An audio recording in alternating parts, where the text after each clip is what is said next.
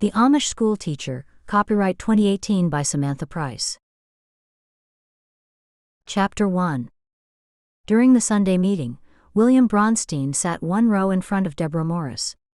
He, of course, was on the men's side of the Yoder's living room. Deborah tried to stop her eyes from wandering toward him, because she didn't want anyone to notice she was looking. The last thing she wanted was for somebody to discover her love for William, especially when she taught his two girls. Not only would that be embarrassing, it might also upset the school board. The school board was a group made up of church oversight and older community members. Deborah had been the school teacher for over 10 years and took the role seriously. At 33, she was unmarried, and with most girls in the community being married before the age of 20, she was an anomaly. She knew it was her plain appearance and shyness with men that held her back. With mousy brown hair, a somewhat sallow complexion, and nondescript gray eyes, she knew she was no beauty.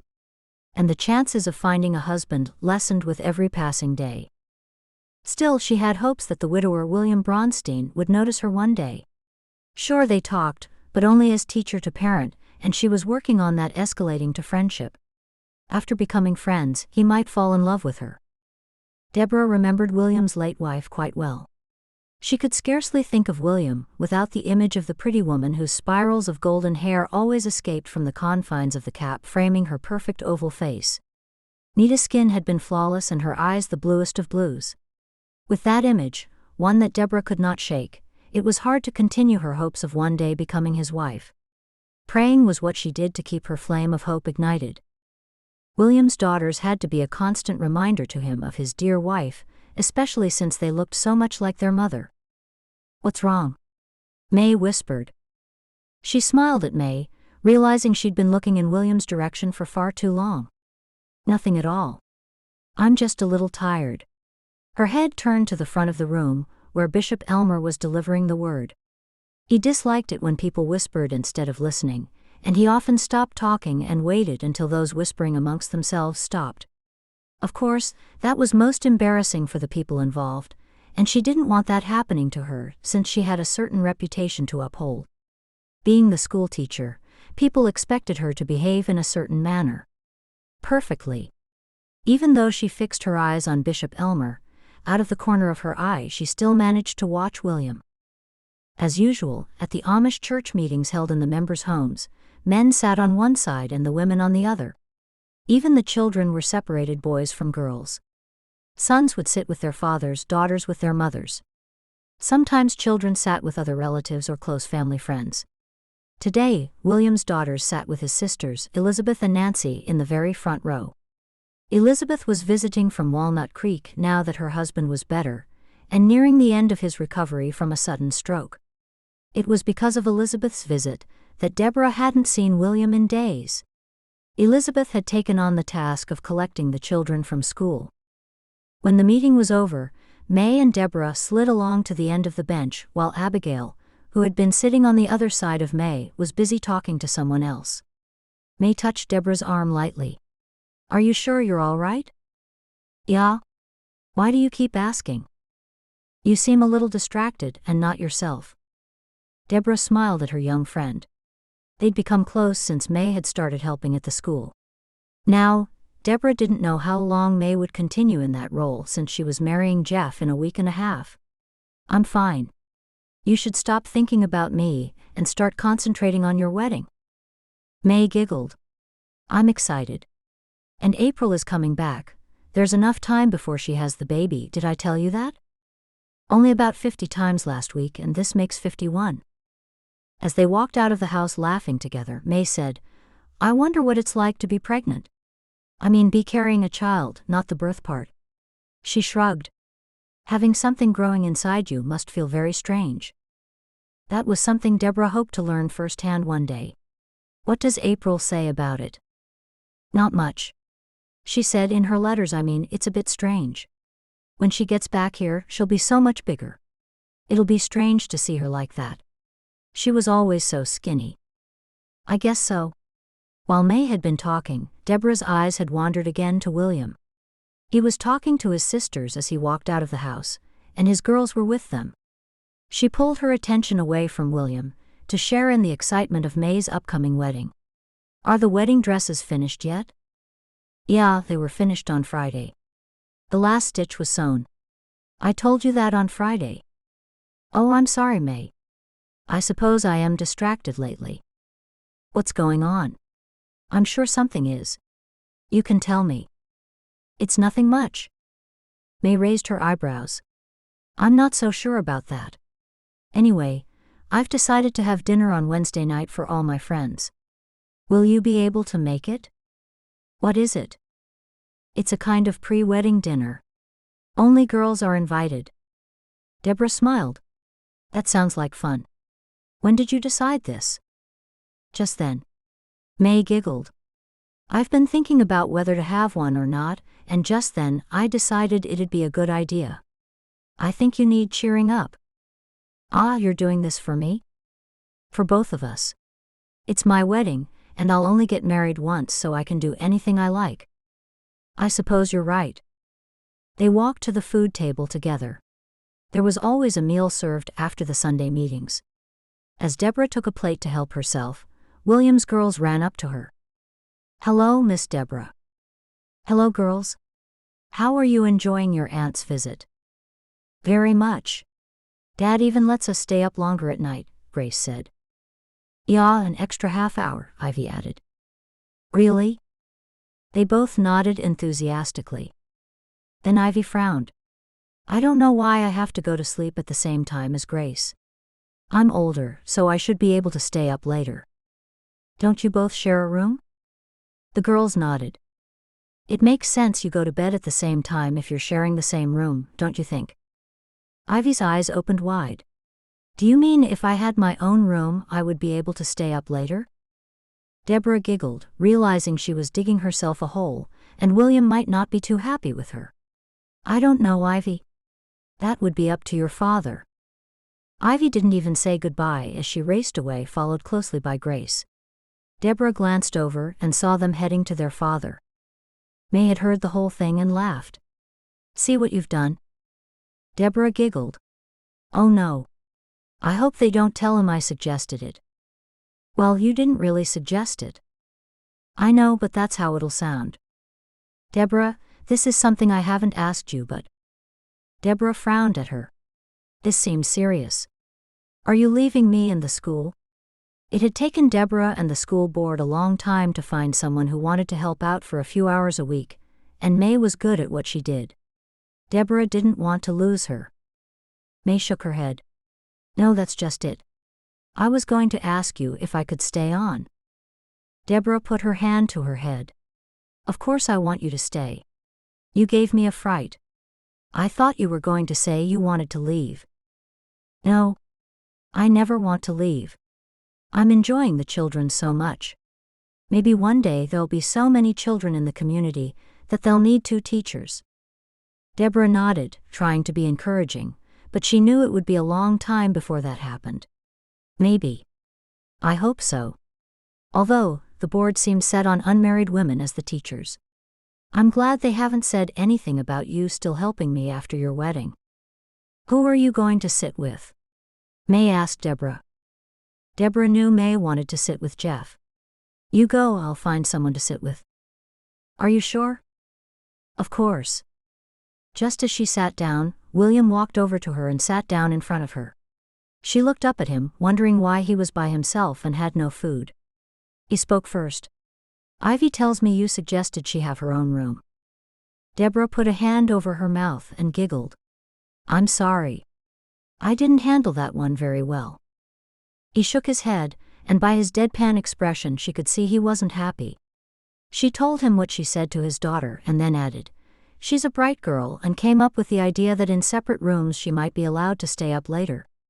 I didn't actually suggest it. Do you see? Now his face softened. I do see. That's not quite the way I heard it. Deborah shrugged her shoulders. I'm sorry. I hope you don't think I was accusing you of anything. You see, I like to have our spare room kept as a guest room. And then there is her sewing room that I like to keep just how she left it. Deborah didn't need to hear about her at this point. It seemed odd he didn't say Nita's name, as though the act of doing so would bring him sorrow. There's no need to explain. Now she could see how much William was still in love with his late wife. The situation seemed hopeless if he wanted to keep his house just how it used to be. How could she compete with William's late wife if she was still alive in his heart? Chapter 2. Deborah had tried to get to May's place early for dinner, but her horse had thrown a shoe and she'd had to use her spare who was in the top paddock. Today she'd be late, which was something she never liked to do. Being a schoolteacher had taught her to be punctual. She made her way to May's with a gift for her. It was a white linen tablecloth that she had kept in her hope chest for quite some years. Almost 20 years, Deborah figured. Somebody might as well get some use out of it. The two women embraced, and then Deborah handed her the gift.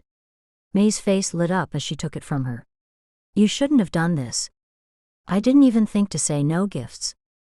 Deborah looked around and saw that nobody else had brought presents. "It doesn't matter. It's nothing big, just a little something I had lying around the house." "Thank you." She opened it and marveled at the fine sewing on the hem of the tablecloth. "Are you sure you don't want to keep it?" "No. I was going to give it to you soon anyway." "It's so lovely." "Come on, May," a girl called out. May looked over her shoulder and then looked back at Deborah. "Come along." She took Deborah's arm and headed toward the kitchen. "There are food and cake in here. Help yourself and then come and join us in the living room." Deborah put her hand to her head. "I didn't even think to bring a plate." "That was not necessary. Mom and I cooked everything except for the cakes. We bought them from the markets." While Deborah was busy helping herself to food, May walked back into the living room. Deborah was left in the kitchen with May's mother and the bishop's aunt, who had become Aunt Agatha to the whole community. They stopped talking to one another, and then Aunt Agatha asked her, "How's May doing with her school duties?" "She is doing wonderfully well. So well that she's gone from volunteering to being paid for several hours per week." "That's very good." Aunt Agatha smiled and nodded to May's mother. "She's loving it too," May's mother Sandra said. "She's always talking about the children and what they're learning. She comes in early nearly every day. She's such a help." Aunt Agatha said, "Once she gets married she won't be able to be there as much." Sandra smiled. "I'm sure she will, she loves it." "Yeah, she does, but then the babies will start coming along." That comment caused Sandra to gasp with delight. "Oh, I can't wait for the little ones. And with April living so far away I've been so upset, but now May's getting married and I'll have some of my grandchildren living close." Deborah laughed. "I'm sure there will be many children between the two of them. Maybe even some twins." Sandra gasped. "Oh yeah, twins. And what about you?" Aunt Agatha took a step toward Deborah, who looked up from placing a sausage on her plate. "What about me? Marriage and children? I'll be at the school forever. That has passed me by. I'm too old." "That's not true," Aunt Agatha said. May's mother excused herself and left the kitchen when she heard squeals coming from the other room. Deborah was hoping Aunt Agatha would also go to see what the commotion was all about, but she didn't budge, and her eyes were still fixed beadily on Deborah. There was nothing else for Deborah to do but finish the conversation. "At this point, I'll be at the school forever. No one has wanted to marry me so far." She shrugged her shoulders and told the truth. "I'm not happy about it, but that's just the way things are." Aunt Agatha shook her head. "I'm sure there have been lots of men who've wanted to marry you. You're just fussy, that's all." Deborah smiled and put a little more food on her plate, pleased that some people might have though she was single because she was fussy. The truth was she had never even been asked on a buggy ride, not even once. "No one is courting you at this time?" Aunt Agatha asked. Deborah gave an exasperated sigh. Aunt Agatha raised her eyebrows. "Forgive me if I'm being too nosy." "It's all right, you're not. I can tell you that I'm not dating anybody, and I'm not even close to it. I fear that time and chances have passed me by, and that's all there is to it." "Nonsense." Agatha pressed her lips tightly together. "There are many men suited to you in this very community." Deborah thought hard and couldn't even think of one besides William. "I don't think so." Aunt Agatha rattled off a few names. One was a single man, Mervyn Brewer, who lived with his grandmother and rarely left his home. No one knew if he was shy, or whether he was just not looking for a wife. The other three were older, much older, and Agatha didn't even mention William's name. If Aunt Agatha didn't see them together, maybe she should let go of that hope in her heart. Not wanting to reveal her crush on William, she said, "I don't think any of them are suitable." When May squealed again, Aunt Agatha shook her head in disapproval. "I wish she would stop those high-pitched noises. She'll have to now she's getting married, she's not a child anymore. I'm sure she's just excited about something." Deborah turned to leave the room. "I'll see what it's all about." Before she took a step, Agatha mumbled, "Then again there's always William Bronstein." Not knowing what to say, Deborah turned back and gave a smile, and then rearranged some of the food on her plate. Agatha wasn't stupid, she knew Deborah liked him, or thought Deborah should like him. "I suppose so. I'll go see what the squeals are about. They're telling stories, I'm sure. Are you coming or staying in the kitchen?" "You can't fool me, Deborah Morris." "What do you mean?" "I saw that flicker of your eyes when I said William Bronstein's name. Many a time I've also seen you staring longingly in his direction." Deborah averted her gaze. "It's true. I am fond of him. I didn't mean to lie just now. It's just that I didn't want anybody to know." A look of delight spread over Aunt Agatha's face. "Your secret's safe with me, don't worry." She stepped a little closer to Deborah. "And does he like you too, do you think?" Chapter 3. Deborah shook her head. "I know that he doesn't. We talk to one another when he collects the girls from school, but that's the sum of it. I know he's even asked a woman for dinner with him and the girls, but he's never ever asked me, not even as his daughter's teacher. Not only is he not interested, he has a distinct lack of interest in me. And I don't think there's anything I can do about it. The problem is he sees you, but he doesn't see you. He doesn't see the kind-hearted and loving woman you are." "Thank you, Aunt Agatha. That's kind of you to say that." Aunt Agatha raised her hand. "I'm not finished yet. And that's because he only sees his daughter's teacher." Her words struck Deborah's heart. Could that be true? She put her food down on the table. She was sure she could trust Aunt Agatha to keep things to herself. She was Bishop Elmer's aunt after all. "Between you and me, I know William asked May to dinner at his place before she became involved with Jeff. I think he liked May, and she was teaching at the school by that time, so I don't know if what you're saying is right." Aunt Agatha whispered, "I sincerely doubt he would have been interested in a young girl like May. And if he was, he didn't see May as a teacher, just a temporary teacher. He sees you as the teacher. I would like to believe you, but I don't want or need any more false hope." She turned around to make sure nobody was coming into the kitchen. "I do like him, and I'd be so embarrassed if anybody found out. Your secret's safe with me, Deborah Morris." Deborah inhaled deeply. "Good. I thank you for that. Now, what are we going to do about it?" Deborah picked up her plate of food. "There's nothing to do about it. I can't make someone like me." "You can't, that's true, but you can open his eyes." She was grateful for Aunt Agatha trying to help, but he'd made no move for 3 years. The situation was as good as hopeless. What if his eyes are open and he doesn't like what he sees? Nonsense. Aunt Agatha shook her head emphatically. "Just leave it to me." Deborah gasped. "You're not going to tell him, are you?" "No, of course I won't. I'll have the both of you over for dinner next week." Deborah smiled.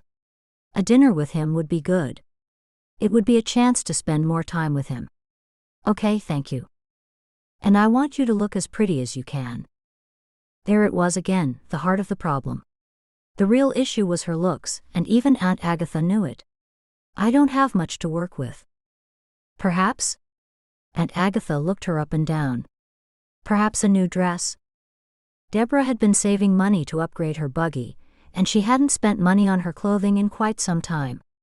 She nodded, recalling the material she'd bought 2 years ago intending to make a dress, but had never gotten around to it. Now might be just the time. "I could make a new dress by then." "I notice you always wear green, and it doesn't do anything to flatter your coloring." Deborah looked down at her dark green dress. She found it practical to have all her dresses the same color, almost like having a set of uniforms to wear. It had never entered her mind to wear a different color. The fabric she had at home was the same color, and that meant she'd have to use part of her new buggy money to buy some new fabric. If it caused William to look twice at her, it would be a good investment. What color do you suggest? Blue. It would make your eyes light up. Deborah gasped. Blue. Married women and brides wear blue. I couldn't. Couldn't you? Maybe that's just the jolt he needs. Deborah covered her mouth and giggled. I just couldn't. Not with May getting married, and of course her dress is going to be blue. Aunt Agatha drew her eyebrows together, deepening the furrows on her brow. No one owns blue. Deborah laughed at how ridiculous the whole thing sounded. Although she intended to go along with Agatha's suggestion, as long as she didn't have to wear blue. Is there another color that you can suggest? Aunt Agatha studied her for a moment, while Deborah's attention was drawn to the squeals continuing in the next room. I wonder what? Whatever it is, it's not nearly as important as what you and I are talking about. Now let's see. Green does nothing for you, so what is the opposite to green? I'm not sure. Deborah thought back to the color wheel she used at school, when the younger children were learning about colors. Red is opposite to green. Aunt Agatha held her heart. Oh my, Elmer would surely have a heart attack if any person in the community wore red. It's far too bold. Deborah laughed at Agatha's reaction. You did ask what was the opposite to green. Grape. It's like red, but it's the color of fruit, and therefore it's acceptable. Deborah wondered why red wasn't worn by Amish women, when it was the color of apples and strawberries. Apparently the answer was simple. It drew too much attention. I never thought of wearing grape before. Aunt Agatha peered into her face. It would suit you much better. And perhaps don't make it so roomy. She pulled out the sides of Deborah's dress. My clothes are only like this because I lost a lot of weight. That was a long time ago. Don't you have any new dresses? There's not much point in making anything new when the old dresses are still good. And Agatha's eyes sparkled. More girls should be like you. It felt good to have Agatha's approval. I guess I could have taken them in a little at the sides. You could have, but you're a sensible and practical girl, and a man with any sense would appreciate that. I'll get the material tomorrow after school, and I'll start sewing a new dress right away. Very good, and I'll ask him for dinner on Tuesday night. Are you going to tell him I'm coming for dinner as well? Aunt Agatha tilted her head and thought about it for a while before she spoke. No, I won't. I just want him to see you there unexpectedly, and then his mind will be off you being a teacher. Okay. I hope it works. His girls like you, don't they? All of my students like me. Sometimes they get into trouble, but I'm a fair teacher and they know the boundaries, and they respect me. Good answer.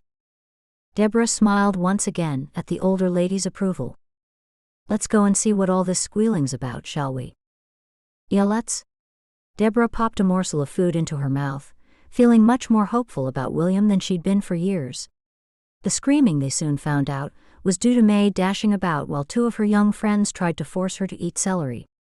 When Aunt Agatha joined in with May's mother to tell the girls to keep the noise down, the girls insisted May should eat some celery because it would keep blemishes away for the wedding day. Let them go, Deborah said to May's mother. They're having a good time. Why don't we go back to the kitchen and leave them to it? Yeah, that would be a good idea, said Aunt Agatha.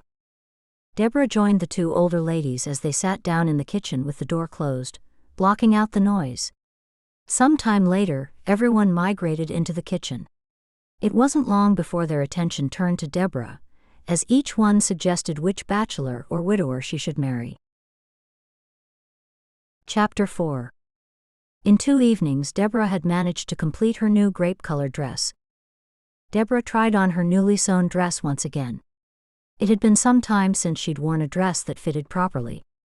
This was the first one she'd made for herself since she'd lost weight. Being at school every day had changed her eating habits, she realized when she wondered why she was slimmer than before. Nervousness bubbled excitedly within her. Soon she'd be sitting at Aunt Agatha's dining table, looking directly into William's handsome face. He was a tall man, strongly built with broad shoulders, just the kind of looks Deborah admired. After taking a deep breath, she reached behind her back and did up the neckline fastenings. Her other dresses ended just a few inches above her ankles, and she had wanted this one to be different, so she'd made it a couple of inches shorter just to give it a different look. Even though no one would notice, it made her feel more of a woman rather than a schoolteacher. Perhaps if she saw herself differently, so too would William. She smoothed her dress down, enjoying the feel of the cool, soft material. Then she brushed out her freshly washed and dried hair, divided it into two, and then tightly braided each half. Once she had 2 thigh-length plaits, she wound them and pinned them close to her head to fit under her prayer cap. When she'd tied her cap strings into a bow, she pulled on her black stockings and then slipped her feet into the lace-up shoes that she had polished twice for the occasion. There. All done. She leaned against the bedroom wall and prayed that if William was the right man, everything would go perfectly tonight. Deborah pulled open her front door and jumped with fright as she came face to face with a familiar man. She stepped back in shock with her hand over her heart. Andrew Byler. Moving forward, she wrapped her arms around him and hugged him, and then she stepped back embarrassed. "Oh, I'm sorry." He chuckled. "Don't be. That's the kind of hellos I like. You gave me quite a start. I surely didn't expect to see you. Why are you here? Have you come back to stay?" "I'm moving back here." "Well, have moved back here. That's the plan." "Really?" "Yeah. I never said I was going forever." "I know, but you've been gone for such a long time." "What is it? 14 years?" "Correct. 14 years and 2 months and 3 days. Keeping count, were you?" He nodded. "Keeping track of the days until I could come back to see you." Deborah giggled. He had always been a joker. He looked her up and down. "You look good. Going somewhere?"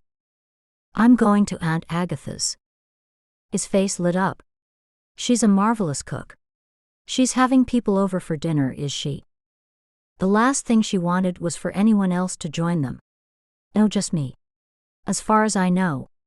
So desperate was she to have William's full attention tonight that she did something of which she did not approve, told a lie. And it wasn't a white lie to save hurting somebody's feelings, it was a selfish lie. More of a gray lie, and it slipped right out of her mouth as though she was well practiced in the art of fibbing. "She wanted to have a talk with me about something." She shrugged her shoulders. "I've got no idea what it's about. I won't intrude. I like to stay out of women's stuff." He glanced down at her dress. "You look lovely. You've lost weight." She couldn't stop the giggle that escaped her lips. She was not used to getting compliments about her appearance. "Thank you, and yeah, I have. I didn't try to lose weight, it just happened." "What brings you back here?" "It'll take too long to tell you if you're heading out. I wish we could stay and talk, but I need to get to Agatha's house." He looked back at her horse and buggy. "Don't let me stop you. You've still got Jasper, I see." "He's semi-retired, but I've been using him for the last few days because my new horse, Jingles, the dark chestnut over there in the paddock, has thrown a shoe and I haven't had time to do anything about it." "Good thing for you that I showed up. Would you like me to take him to the blacksmith for you tomorrow?" "Oh, that would be so good if you could do that." "Good, and are you still teaching?" "You know I'm a teacher?" "Mom keeps me informed." "I'm still the teacher. I leave very early in the morning and get back around 5. I'll collect him during the day then and bring him back when he's done." "Thank you so much. Tell Bill I'll give him the money after school one day this week." Bill was the local blacksmith, who took care of most of the horses in the Amish community. "Okay. It's good to see you, Andrew. Everyone's missed you." "Well, I don't know if that's true, but it's a nice thought. Why don't you come for dinner tomorrow night?" "Really?" "Yeah, we can catch up and you can tell me everything you've been doing for the last few years." "Okay, I'd like that. I'll bring a pie." She giggled at the thought of him in a kitchen rolling out pastry. "Have you taken up baking?" "No, my mother will make us one." "Okay. Come any time after 5. That's around the time I get home." "Any time after that?" The invitation made her feel better about not inviting him to Aunt Agatha's. Agatha wouldn't mind an extra guest, but tonight was different. "I'll look forward to dinner," Andrew said. After they said their goodbyes, Deborah got into her buggy and headed down the driveway, pleased her good friend was back. She hadn't realized just how much she'd missed Andrew. Out of all the boys in the community when she was growing up, she had chosen Andrew as the one she'd most likely marry. Those plans fell apart when he left to work with his uncle in a small community, Sandy Creek, towards Ohio. As she traveled to Aunt Agatha's house, her stomach churned worse and worse the closer she got. In desperation, she turned her thoughts elsewhere. An image of Andrew's face jumped into her mind, and she wondered what he had thought of her. Probably a plain girl turned into a plain woman, she thought. She'd only just pulled off the road and into Agatha's driveway when she saw William's buggy coming up behind her. Talking to Andrew had made her later than she'd planned. She had hoped to have a quiet word with Agatha before William arrived. Once she had stepped down and tied her horse to the railing, she waited for him to do the same. He looked across at her. "I didn't know you were coming here too, Deborah." "Well, here I am. Are you here by yourself?" He walked toward her. "I am. You didn't mention you were coming here when I was speaking to you this afternoon." "I didn't know you were coming, that's why." She gave a little shrug of her shoulders, and hoped that would be the last lie she'd have to tell him. Agatha appeared at the door and called out, "You can continue that conversation inside so I can be involved." He looked up at her. "We're coming." Then he smiled at Deborah. "We've been told." She nodded. "We certainly have. And we don't want to upset her." Aunt Agatha was known as a no-nonsense, straightforward kind of a woman, and Deborah was grateful for any help she could get from this wise woman. Agatha led them into the living room. "You can both sit here by the fire while I finish preparing the meal." Aunt Agatha left them in uncomfortable silence, both of them on the same three-seater couch directly in front of the fire. She'd even picked up one of her cats, and had carried him into the kitchen with her. Eventually, William asked Deborah, "Is there anybody else coming, do you know?" "I believe it's just us." She didn't mention anyone else was coming. Then, to help cover up her previous lie, she added, "She didn't mention it just now when she called us in." He managed to smile, but seemed totally uninterested in anything she had to say. It was odd, since their conversation in the afternoons flowed so easily. Then it dawned on her that he realized this was a setup, and he was annoyed. The moment desperately called for her to say something. "I found out May is still going to continue on at the school even after she gets married." "That's good." He nodded. "That's good. She's a fine teacher and the children get along with her so well." "Yeah, that's true. How long is your sister staying with you?" "Oh, and where is Elizabeth tonight?" Elizabeth received an invitation from Tina Miller for dinner for her and the girls, which was a coincidence. He stared at Deborah and she had to look away. Now she was sure he was annoyed about the situation. It was obvious Tina Miller had been asked by Aunt Agatha to invite Elizabeth and the two girls for dinner. A minute later, the silence was so awful that Deborah bounded to her feet. "I'll see if Agatha needs help in the kitchen." She hurried away before William had a chance to say anything. When she walked into the kitchen, she saw Aunt Agatha sitting at the table with 3 cats at her feet as she stared into space. She stood up immediately. "Where is he?" Aunt Agatha whispered. There's a long silence, I'm afraid. "I don't think this was a good idea. Do you need any help in here?" "What are you doing?" "You should be out there getting to know him better." Deborah knew nothing would work now. Not with the mood William was in. "It's no use. You go back out there now. This is your best opportunity." Aunt Agatha stared at her dress. "You took my advice." Deborah looked down at her dress. "Do you like it?" "I do. It's very complimentary." Then Deborah was shooed away with a flick of Aunt Agatha's wrist, and Deborah had no choice but to go back into the living room and sit down with William. The feeling in the room hadn't changed, and Deborah was upset with herself for agreeing to the dinner. Chapter 5. The conversation didn't improve at all throughout the dinner, and Aunt Agatha was the one who had to do most of the talking. It wasn't long before Aunt Agatha gave up, and the second half of the meal was eaten in almost complete silence. Now William was further away from her than ever. Deborah tried to console herself by acknowledging that at least she knew now that nothing would ever happen between them. There'd be no more daydreaming of being William's wife. When the long drawn-out dinner was over, William wasted no time in leaving, making the excuse that he had to be home before his sister arrived back with the girls. Aunt Agatha fixed a smile on her face after they had waved goodbye to William. "Well, how do you think that went?" "Worse than dreadful." Deborah shook her head. Her first instinct was to lay blame somewhere, but no one was at fault except for herself for agreeing to the silly idea. "He didn't talk the whole time. You had to do all the talking through dinner, because I exhausted myself making conversation while we were in the living room. I noticed you were very quiet. I thought the two of you might have had some words." "It was nothing like that. The problem is that he's not attracted to me in the slightest." "It's not you, Deborah, don't think that." "If it's not me, then what is it?" "I told you he still sees you as a teacher." Deborah knew that wasn't right. Tonight he saw her as someone he was being set up with, and he didn't appreciate it. If he'd been attracted to her, he surely wouldn't have minded. "I've done everything I can. I've made this new dress specially in a different color. I've tried to be as delightful as I can, but no matter what I do, he still isn't attracted to me. He seems to only want to talk to me at school, and that might not happen anymore now. It doesn't matter. It's just not meant to be. You can't give up just like that if he's the one you want. I can't force him to like me. You saw him just now.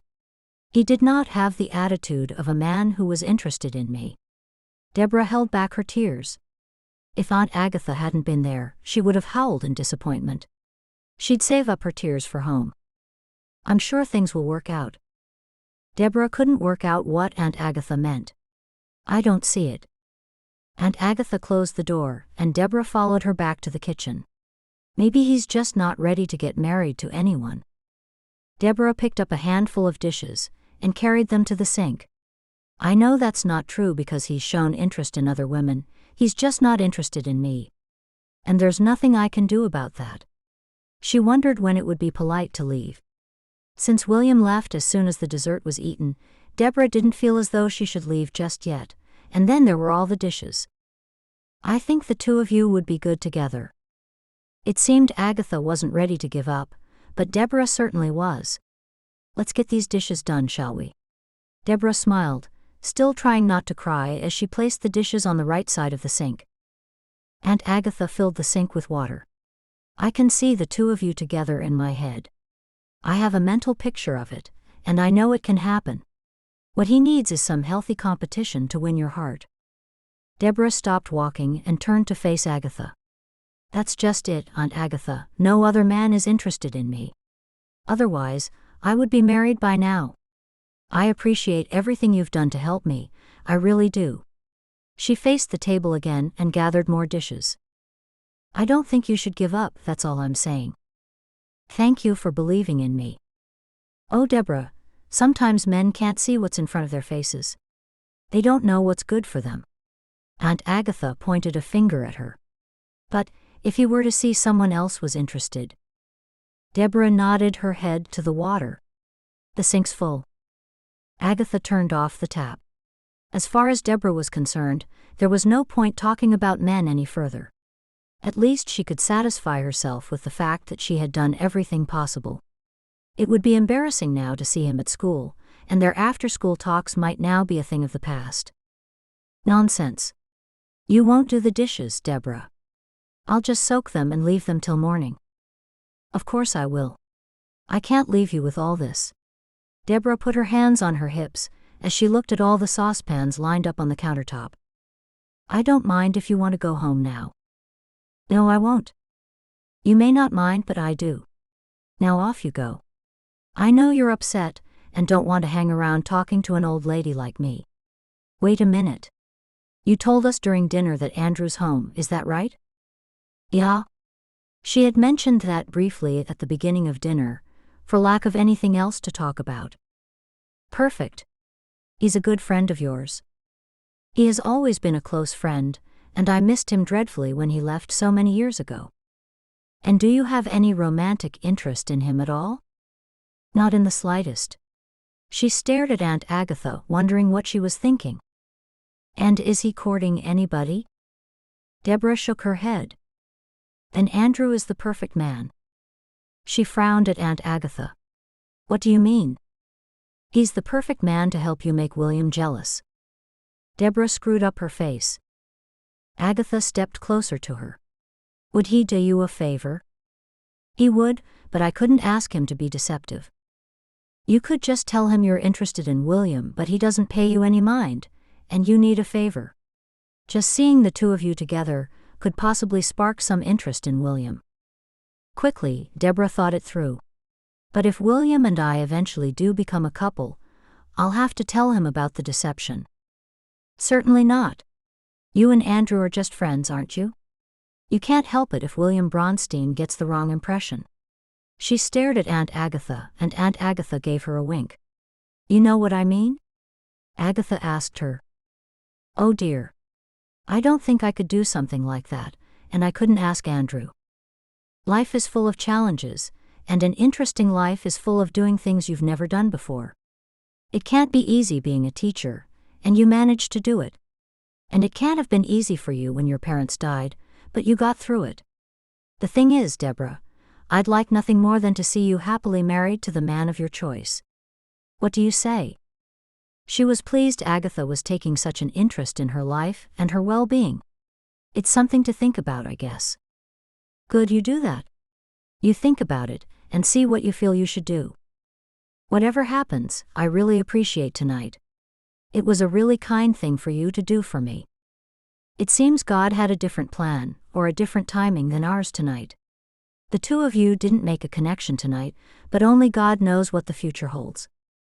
Deborah nodded and smiled, but her secret worry was, what if God wanted her to remain single? Think about what I said, Deborah. And I will pray that God finds the right man for you, whether it's William or somebody else. I do want to marry. That's the one thing I've always wanted, and that's the one thing I fear I'll never have. My dear girl, you must never fear anything. Where there is love, there is no fear. Deborah smiled at Aunt Agatha. It felt good to have someone on her side, helping her. Well, I'll have to work on being less fearful. Do work on it and pray on it, and I'll help you to do just that. Thank you. She took Deborah by the arm. Home time for you, my girl. Aunt Agatha led Deborah through the front doorway, down the porch steps into the waiting buggy. Deborah leaned over and hugged Aunt Agatha. I appreciate what you're doing for me. I know you're upset now, but you'll feel better once you have a good sleep. Aunt Agatha stepped back and Deborah climbed into the buggy and took hold of the reins, and then headed down the darkened driveway lit only by the buggy lights. Throughout the long drive home, Deborah couldn't stop recalling all the awkward moments of the night. She'd never experienced so many embarrassing things in one whole day, much less in one brief night. Chapter 6. The next day after school, it was no surprise to see William's sister Elizabeth collect the girls from school. In one way, it was a relief. She wouldn't have to see William again so soon, but wouldn't it just be more awkward when she finally had to face him? Her day brightened when, just about to walk into her house, Andrew's buggy headed toward her. As much as she loved teaching, she missed having an adult to speak with during the day. And May wasn't working again until a few weeks after her wedding. She'd forgotten she'd invited him for dinner. You're on time? Deborah called out. That's what I wanted to see you about. No, Mom is expecting me back there for dinner. I'm so sorry. She was upset when I told her I was coming here, so I said I'd come and ask you if we could make it another night. Sure, that's fine by me. We can make it tomorrow. Do you have time for coffee? Always. He jumped down from the buggy and walked toward her. And the report on your horse's new shoe? Heck yeah. I hope it went well. Yeah, no surprises. The other 3 looked good, Bill told me, and so he just did the replacement. Over their coffee in the living room, Deborah asked, What's the real reason you came back here? He chuckled. I can't fool you, can I? Deborah shook her head. I knew there was more to it. He leaned back and put his feet up on the coffee table. Do you mind my feet here? Yeah, I do mind. I'm sorry, I've lived by myself for far too long. He removed them, smiled, and repositioned himself. I came back because I was homesick and wanted to see my family again. Oh, that's rough, but I don't believe a word of it. I'll tell you one day. Not just yet.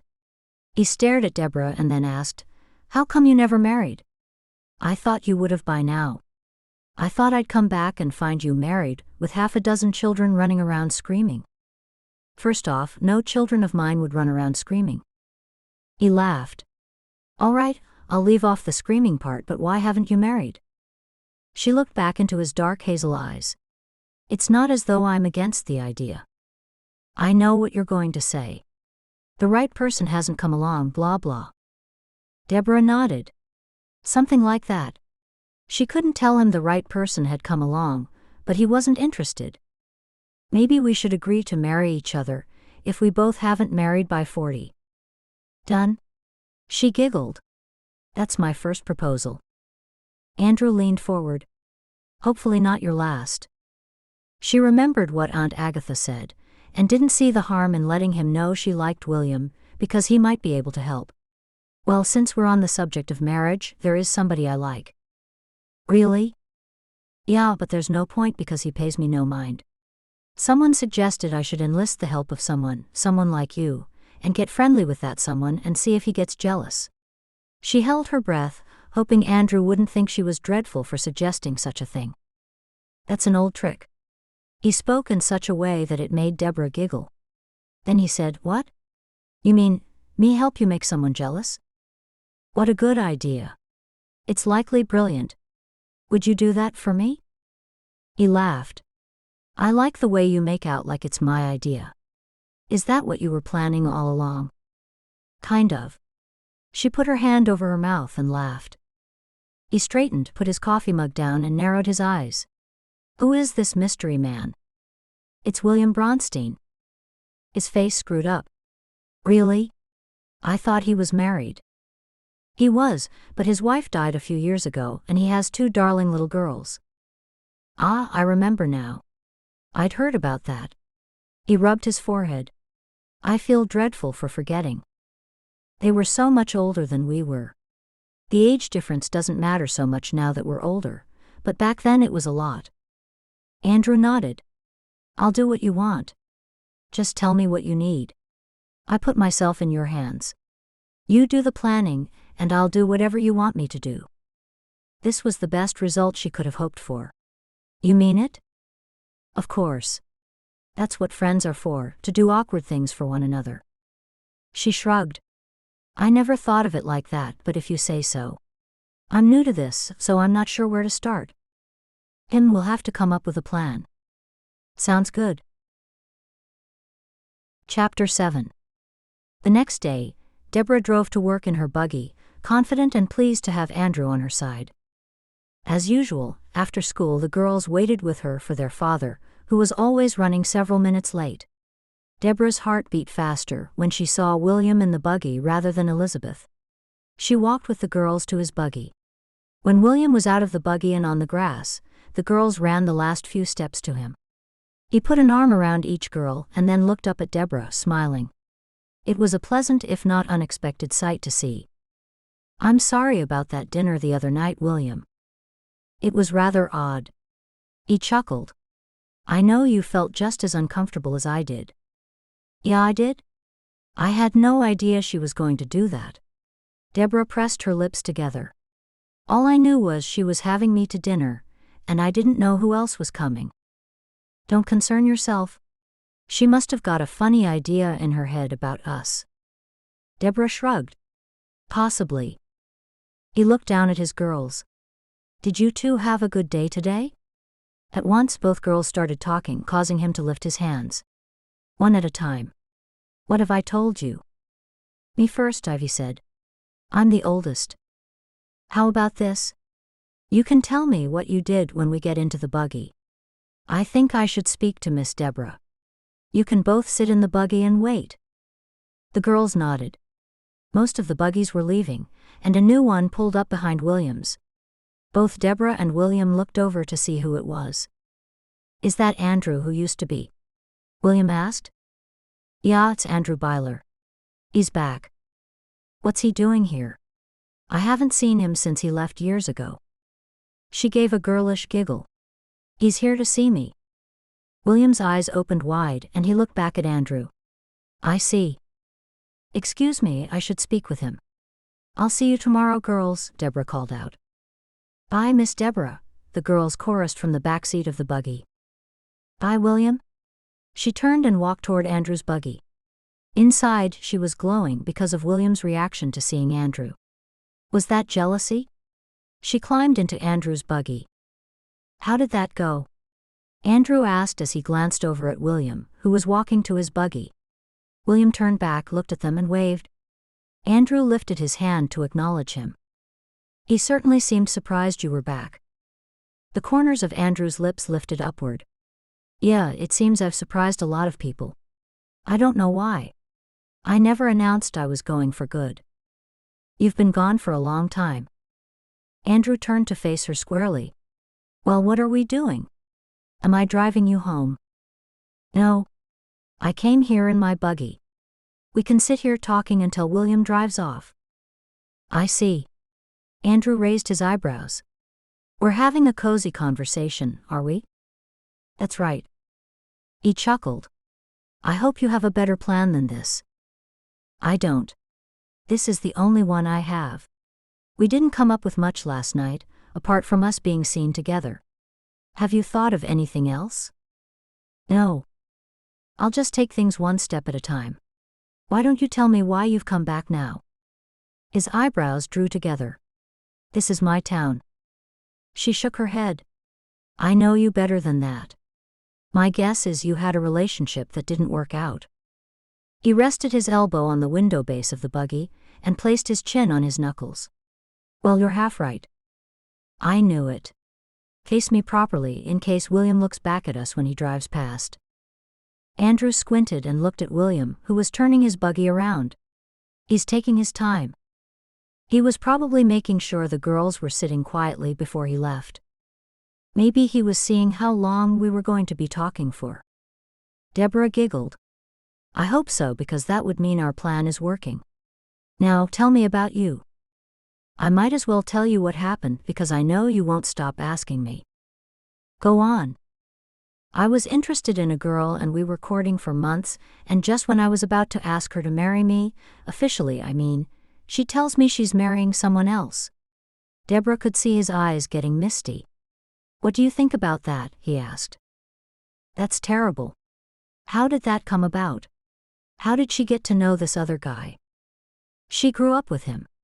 He lived next to her family and then one day he admitted how he felt about her, I guess, and then things happened from there." "Did it come as a shock?" "A dreadful shock. But there's nothing I can do about it." "Did they get married?" "Not yet. They announced they were getting married, and I'll be going back at the end of the year for the wedding." "I'm sorry." He shook his head. "She made her choice. I only want someone who wants to be with me." Maybe she was confused. "It's no use. I had to let go of the idea of being with her, entirely. I moved to get away from her, them, and everything else. I'm sorry things ended like that. Did you enjoy the community in Sandy Creek while you were there?" "I did. I really liked the place. Anyway, that's my sad story. The short version of my sad story. I could tell you more, but I don't want to bore you." Deborah smiled at him. "I thought something was wrong with you." "A lot of things are wrong with me, according to Becky." "Becky? That's her name?" "Yeah, and don't mention it again. Please do me that favor." She nodded. "Okay, I'll never mention that name again, ever." "He's driving past us now. He'll drive up the road and then he'll pass us coming back because he lives behind us going that way." She pointed to the road behind her. As William passed, Deborah pretended to be deep in conversation with Andrew. Out of the corner of her eye, she could see William staring at them. "I think he's forgotten that dreadful dinner." It was a disaster, a complete disaster. I know, you told me. At least you have Aunt Agatha on your side. That must make you feel good. Deborah pulled a face and looked behind them at William's buggy getting smaller and smaller as it moved away. It will when something works. Oh, about dinner tonight. Is it okay if I make that another night? Deborah had forgotten again, she had asked him for dinner tonight. Sure. You've had a better offer? He laughed. Not exactly. Mom's asked a few family members around because she's so excited I'm back. Sure. We'll make it another night. Thanks for what you've done just now. I think it had the right effect on him. Time will tell. Any time. Just let me know what our next move will be. Deborah got out of Andrew's buggy and waved goodbye, and then proceeded to her own horse and buggy situated around the back of the schoolhouse. She was glad Andrew had other plans for dinner, because she preferred a quiet night to gather her thoughts after everything that had happened. The way William had reacted to seeing Andrew gave her some hope. She'd known William for a long time and knew he wasn't perfect. He was self-opinionated and dogmatic, but there was something about him she'd always admired. To carry this ruse further, she would have to be seen with Andrew at the Sunday meeting, and after that, the next community event was May and Jeff's wedding. Chapter 8. The rest of the week Elizabeth collected the girls from school, so Deborah had no way to gauge William's thoughts. Saturday arrived, and just as Deborah was finishing loading laundry into the gas-powered washing machine at the back of the house, she heard a buggy. She flicked on the machine and walked around the corner to see Andrew. Hello. I wasn't expecting you here today. My mother said it's meeting day tomorrow. We need to get our plan into place. I told my parents we were courting. Deborah gasped. You what? Isn't that what you wanted? I don't know. Deborah rubbed her head. She hadn't thought through all the consequences. I mean, yes. I guess so. That's what I wanted, but I didn't think how serious this would be. Are you sure you're prepared to do this? Already done. Besides, I said I would. This is what we've got to do if you really want your plan to work. Oh no, I just thought of something. He stepped forward. What is it? If my plan works, then everyone will think I've left you to be with William Bronstein. And that'll make it look like all women leave me, when the news about Becky filters through the rumor mill. Don't worry. I can deal with that. She was more thinking of what people would think of her for being so fickle. Then she was upset with herself for being so selfish. It would look bad for Andrew as well. Are you sure you don't mind people thinking ill of you? If that happens, I'll be happy for you because you'll be with the man you love. This makes me feel selfish. I didn't think of how it would affect you when I asked you to do it. That's what friends are for, yeah? Well, some friends. He laughed. Why don't you make me a cup of coffee, and then perhaps we should go for a drive and be seen around together. Unless you're busy today. She smiled and nodded enthusiastically. Thank you, I'd like that. I was just about to do some chores, but I'll gladly leave them until later. I've just put some washing on. I'll pin it out when we get back. As they drove away in Andrew's buggy from Deborah's house, he said, What I didn't tell you was that Mom invited you to dinner Monday night. Really? She couldn't think of anything more awkward. Yes, she could. That dinner with William the other night had to be the worst. He nodded. If we're going to do this, we have to do it properly. I didn't think it through. I'm misleading your whole entire family. There's no harm in it. We're not robbing anybody of anything. He laughed and glanced over at her. Since when did you get so serious? I've never done anything like this before. And I'm the school teacher, and I feel I must set an example of good behavior to my pupils and everyone else. You've never been in love before, and love does strange things to you. And what's your excuse? Why are you helping me? My love life didn't turn out the way I would have liked. It'll be nice to see you happy.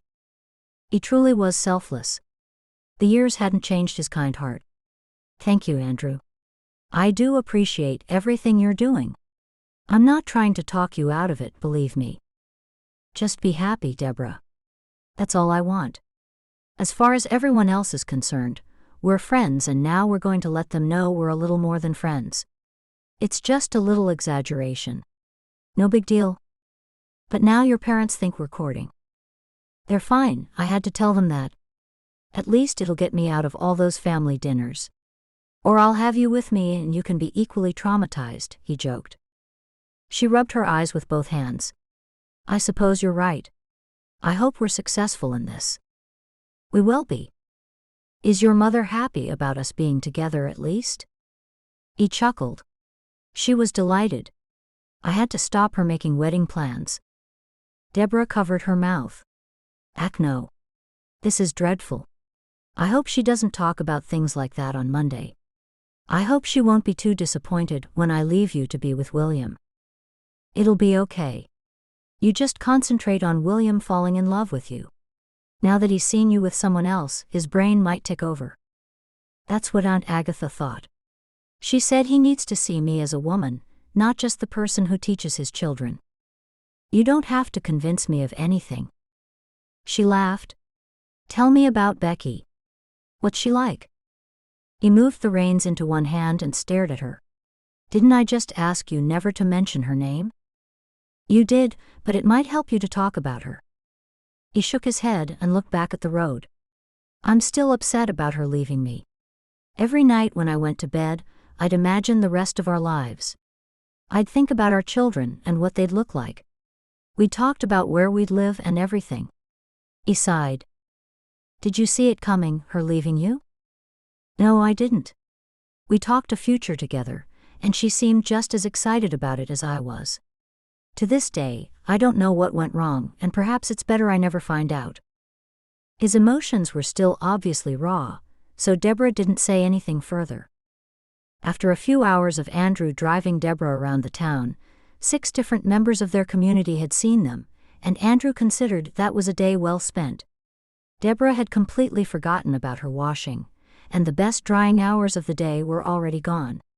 She'd have to dry her laundry inside the house in front of the fire. I hope you're satisfied with today's efforts, he asked as he pulled up by her front door. I am. I'm grateful you're doing this for me. They both heard a buggy and turned around. It was Rebecca. Oh, I've got a visitor. Rebecca, the bishop's daughter.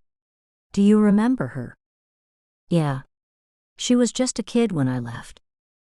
She's married now with a stepson, Micah. Do you want to stay for a while? No. I should go and see Mom and spend some time with her and Dad. Okay. Thanks again. You're welcome. When she got out of the buggy, he leaned over and whispered, You must stop thanking me and don't blow our cover. You can't tell anyone. I won't. She stepped back, waiting for him to leave and for Rebecca's buggy to draw closer. Andrew's buggy stayed put. Also, we should arrive together for the meeting tomorrow. I never thought about that. I guess it's a good idea. Andrew gave her a little nod and then moved his horse forward. The 2 buggies passed each other in the driveway, and when Rebecca stopped, Deborah walked over. Hello. She looked in the back to see if Micah was with her, and he wasn't. Where's Micah? Anne's watching him. I'm on the way back from doing my rounds. I had 2 appointments. I've got Ruth having her baby any day now. Rebecca, the community midwife, jumped down from the buggy. She thought she was in labor, but she wasn't. I heard you were driving around town with Andrew. Was that him just now? Yeah, it was. Andrew Byler. Do you remember him? He left when you were quite young. He hasn't been back, and we were quite good friends. He was in a hurry just now, but he'll be at the meeting tomorrow. Oh, it seems like you're pleased about him being back. Deborah noticed a peculiar smile on Rebecca's face. Normally, she would have told Rebecca what was going on, but it was important no one knew. Is that why you stopped by? You heard about us and wanted to find out? Of course not. I'm not a gossip. It's about time you found someone nice. Deborah was pleased her plan was already working. Also, I always thought you would end up with somebody else. Who? Rebecca laughed. It doesn't matter now. Do you have time for some iced tea? Yeah, I do. Good. When they were in the kitchen with their iced tea, Deborah probed further. Now, who is this person you thought I'd end up with? No, I can't say, in case you think he is totally unsuitable. I won't think anything bad at all. Okay then. It was William Bronstein. That was exactly who Deborah hoped she would say. Really? Why him? I always thought you liked him. Well, if not always, in the last few months. Deborah's heart sank. Was it so obvious that even Rebecca had noticed she liked him? He's okay. Deborah couldn't admit she liked him while she was carrying out her plan with Andrew. They talked for another half hour and then Rebecca left, leaving Deborah to arrange her clean laundry in front of the fire. Chapter 9. On Sunday morning, Deborah arrived at the meeting with her new pretend boyfriend Andrew, knowing it would cause a stir. The first thing Deborah noticed was that William's buggy was down the row from where Andrew parked his. Everyone turned and stared at them when they stepped out of the buggy. On entering the house, they separated when Andrew moved to the men's side of the room. Then Deborah noticed May and Abigail waving to her from the back row. May and Abigail, the bishop's daughter-in-law, always sat together. Deborah sat on the other side of May after she'd greeted both girls. What's going on with you and that man I saw you with? May asked. That's a good friend of mine. Don't you remember him? No. Someone said he moved away and he's only just come back. Deborah tried to stop the smile that was tugging at her lips. The rumors were circulating nicely. Abigail said, he was at Timothy's folks' house the other day. I didn't get a chance to speak with him, but I saw him speaking with Bishop Elmer. Is he here to stay? I'm not sure what his plans are. May raised her eyebrows. How come you've been keeping him a secret, after I tell you everything? He's no secret. We just get along well together. May leaned closer. Is he your boyfriend? Well, he's a boy and he's a friend, so I suppose you might be able to say that he could be. May giggled. Why didn't you tell us at my dinner the other night, instead of making us guess who you'd be suited with? Everyone was having so much fun, I didn't want to ruin it for everybody. May's face beamed with delight. This is such good news. It's just a friendship. Don't go thinking too far ahead. Who knows? Things might not work out between us. Abigail leaned across and said, you two look perfect for one another. Thank you. Deborah wasn't pleased about that. She didn't want to look good with anybody, except William Bronstein. William was tall and handsome with broad shoulders, and Andrew with his more boyish looks was the opposite. Don't get carried away. It might come to nothing. We won't. I don't like it either when people jump to conclusions. If you want to take it slow, it's fine by me. Thank you, May. Then William walked into the room, and Deborah didn't look at him fully, because she didn't want May to guess she liked him. There's William and his girls, May said. Now Deborah had no choice but to look over. So it is, and his sister Elizabeth. She's staying with them for a while. She looks nothing like him. Well, it's his sister. Her husband's been very ill, and now that he's feeling better, he suggested she visit William for a week or two. She hasn't seen William for years. How come you know all this? May asked. The girls told me before she arrived.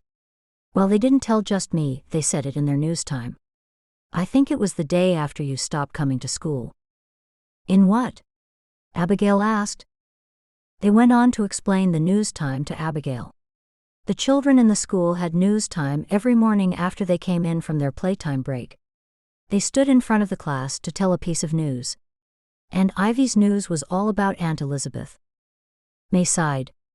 I miss the children's news. The deacon stood to open the meeting in prayer, and the three young women stopped talking at once. Deborah had been so engrossed in talking that she hadn't noticed everybody had taken their seats. When the meeting was over, the three young women were the last to walk out of the house, and Andrew was waiting for Deborah on the porch. When Abigail and May noticed him there, they went ahead of Deborah to the food tables. Since they were the last ones out of the house, no one else was around. In a low voice, Andrew said, I think we should be seen together as much as possible, don't you? I do. We'll just do what newly romantic couples normally do. He put his hands on his hips and looked around with a silly grin on his face. I feel everyone looking at us. She gave a little giggle. Me too. And don't look over my shoulder now, but one of those people is William. This was the best news Deborah could have hoped for. Is that right? Yeah. He was looking at both of us just now, trying to see what's going on. Is he jealous? Andrew smiled. I think he could be. Oh, I just hope that this doesn't backfire in our faces. We'll just pretend like we're close friends, possibly courting, and then we can gradually drift apart when the right time comes. It sounds like you've done this kind of thing before. He laughed. Not likely. Now, are we in agreement that we're not going to tell anybody ever, right? Of course not. People would think it's a dreadful thing to do. He pulled a face. It's not, but they might think that it is, I guess. Can I tell Aunt Agatha? She was the one who gave me the idea. He looked around at Agatha. Ah, she's talking to the bishop. I suppose you can tell her, but no one else. Yeah, I think it would be safe to tell her. In fact, if she knew what was going on, she might be able to help in some way. Why don't you sit down somewhere and I'll join you soon and bring you some food? Andrew suggested. You don't know what kind I like. I'll just bring you a little bit of this and a little bit of that. A bit of everything. Okay? He leaned closer and whispered, You never know, while I'm gone someone might sit with you. Deborah nodded, but doubted that William Bronstein would. While Andrew made his way to the food table, she sat down by herself and then someone sat next to her. It was Aunt Agatha. Have you taken my advice, Deborah? Deborah giggled. I have. I was going to tell you soon, just you, because I don't want anybody else to know. Andrew has agreed to help me out, and we're doing what you suggested. Good idea. Your secret's safe with me, and if this doesn't work, nothing will. Deborah nodded. That's exactly what I think. She glanced over at William, who was now sitting with his girls, and Elizabeth, his sister. I just hope things don't blow up in my face and go horribly wrong. I'm a teacher, and I need to set a good example to my students. You're a person first, and you have to do what's right for you. Your life's not teaching. Up until now it has been for years now. It's about time you put that second place in your life and put other things first. You're not getting any younger, you know. Deborah grimaced. That's something I don't need to be reminded of. I must be the oldest unmarried woman in the community. She didn't know one other Amish woman who was unmarried at 33. Well, there are a few more these days. I'm talking under the age of 50, and who hasn't been widowed? At least the widows had once been married. Someone had wanted them. You're probably right. Aunt Agatha nodded. What brings Andrew back? She didn't want to tell Aunt Agatha about Andrew's failed romance. It wasn't her news to tell. He said he never went for good and he's back here now. Woman troubles, was it? She stared at Aunt Agatha, hoping Andrew wouldn't think she had told her. How did you know? It's rather obvious when you look for the signs. What signs? Aunt Agatha chortled. I'm teasing you. I've read all the Amish newspapers, and I have several cousins who let me know what's what in the different communities. I know that Andrew was good friends with a young lady named Becky. Now her engagement's been announced and she's not marrying Andrew, she's marrying someone else. Now Andrew comes back here for no particular reason after he's been gone a number of years. I'm just joining the dots with the facts, that's all. Slowly, Deborah nodded, thinking that the older lady didn't need newspapers when she had all of her pen pals. It's true. I feel very bad for him. Yeah, me too. Unrequited love is so sad. Becky's getting married in December. It's awful for him, and that's why he's so willing to help me. Aunt Agatha pursed her lips. At least you're benefiting from it. I guess so. When Andrew got back to the table with 2 plates of food, Aunt Agatha rose to her feet. Nice to see you again, Andrew. Nice to see you again too, Aunt Agatha. Looking after Deborah, I see. Of course. Would you like this plate of food? I can fetch myself another. I certainly will not disturb the two of you. She stood and patted Andrew on the shoulder before she strode away. Andrew sat down and picked up his knife and fork. What did she want? She guessed what's going on and I didn't even tell. That figures. He cut himself a piece of chicken and put it in his mouth. In case other people knew about Becky, she had to tell him. She also knew everything about you and Becky. He nearly choked on his mouthful and had to cover his mouth with his hand. How? Pen pals. She's got cousins everywhere, it seems. And also she saw Becky's wedding announcement in one of the Amish newspapers, she said. I suppose everybody will know. Maybe everybody does know. How do you think that looks for us and our plans? Feeling mischievous, Deborah leaned forward. They might think you've left her for me. A smile lit up his face. Could be. I like the way you're thinking. She looked down at the food. Thanks for this. I hope I found something you like amongst that. I'm not that fussy. I'll eat almost anything. She pushed some of the mashed potato into the coleslaw and then loaded a forkful. Before she put it into her mouth, she looked past Andrew to William. He was still sitting a few tables away from them. Andrew waved a hand in front of her face and whispered, "Stop looking at him." I'm not. Then she popped the food into her mouth. You are. And it won't be good if you're meant to be with me, and he looks up and sees you looking at him. Good point. Andrew cut up his chicken leg. We've got to do this right. That's true. Thank you for helping me. You're a true friend. He smiled. You just remember that for when I need a favor. Not long after they finished eating, Andrew took Deborah home and then went back to his parents' house. Everybody would assume they were spending Sunday afternoon together, and that was just what they wanted everyone to think. Chapter 10. Deborah spent the whole school day on Monday, hoping William would collect the children. When going home time eventually came, she opened the door and was surprised that William's buggy was already there. William was leaning against it waiting. It was unusual for him to be there on time. More likely he would be the last parent to arrive. She stared back as the girls ran to him. Once they were sitting in the buggy, he walked over. Deborah had an inkling that her plan was unfolding just as she had hoped. I couldn't help but notice you and Andrew are spending a lot of time with one another. Yeah, we are. We've always gotten along. He pulled on the neckline of his shirt and looked uncomfortable. I heard he was involved with some girl back in Sandy Creek. He was, but that's all finished with now. He narrowed his eyes. Are you sure about that? I'm quite sure. That's what he told me, and he wouldn't have said that if it wasn't true. A smile spread across his face. If you and he are only friends, would you come to dinner with the girls and me one night this week while Elizabeth is still here? Instantly she felt she couldn't breathe and all words left her head. She tried to think quickly. If she accepted, he'd know she wasn't dating Andrew. Now she was in a bind. Do you mean me by myself or with Andrew? When William chuckled, she had to wonder whether he knew about the charade. Then one of the girls yelled to him, trying to get his attention. He turned around to see they were now out of the buggy, and not only that, they were darting about playing tag. Get back in the buggy, girls. I'll be there in a minute. They did as they were told, and he turned back to Deborah. I happen to know he's been invited to Bishop Elmer's house on Tuesday night, tomorrow. So, how about tomorrow night for dinner? You know more than I do then. He smiled. I overheard it at the markets. Okay.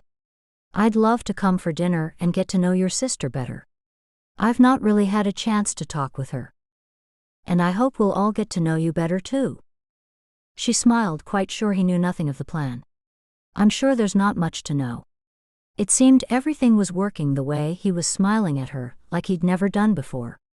Her cheeks were hot and she knew her face was beet red. I can't agree with that. What's that? Deborah asked. I can't agree with the idea that there's not more to find out about you. Oh? She wanted to run away because of her blushing. It was a dead giveaway that she liked him.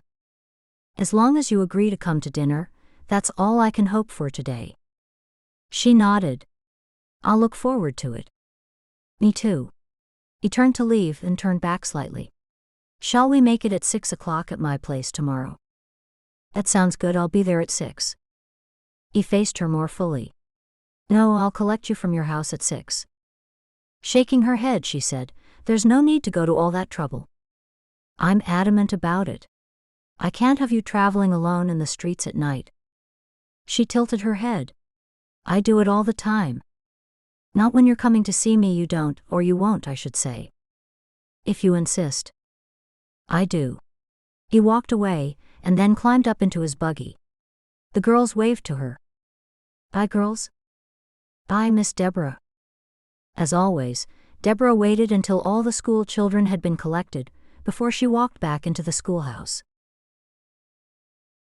Chapter 11. Deborah arrived home a little later than usual, and was just unhitching her buggy when Andrew pulled up beside her. She straightened up and waited for him to get out. Hello, Andrew. What's new? Here, let me do that. She moved aside and allowed him to finish the job she had started.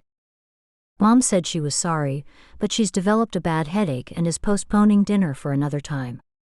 Deborah had forgotten she'd been invited to a family dinner at Andrew's house. That's fine, truly. Tell her I hope she'll feel better soon. She gets headaches from time to time. Bishop Elmer has invited me over to dinner tomorrow night. I was just there a few days ago. I know, I heard that. William told me this afternoon. How could he have known? She giggled. He said he heard it at the markets. Anyway, I have some news of my own. He frowned at her.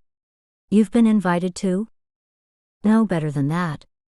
William Bronstein has asked me to dinner at his house tomorrow night, and he's collecting me and bringing me home again.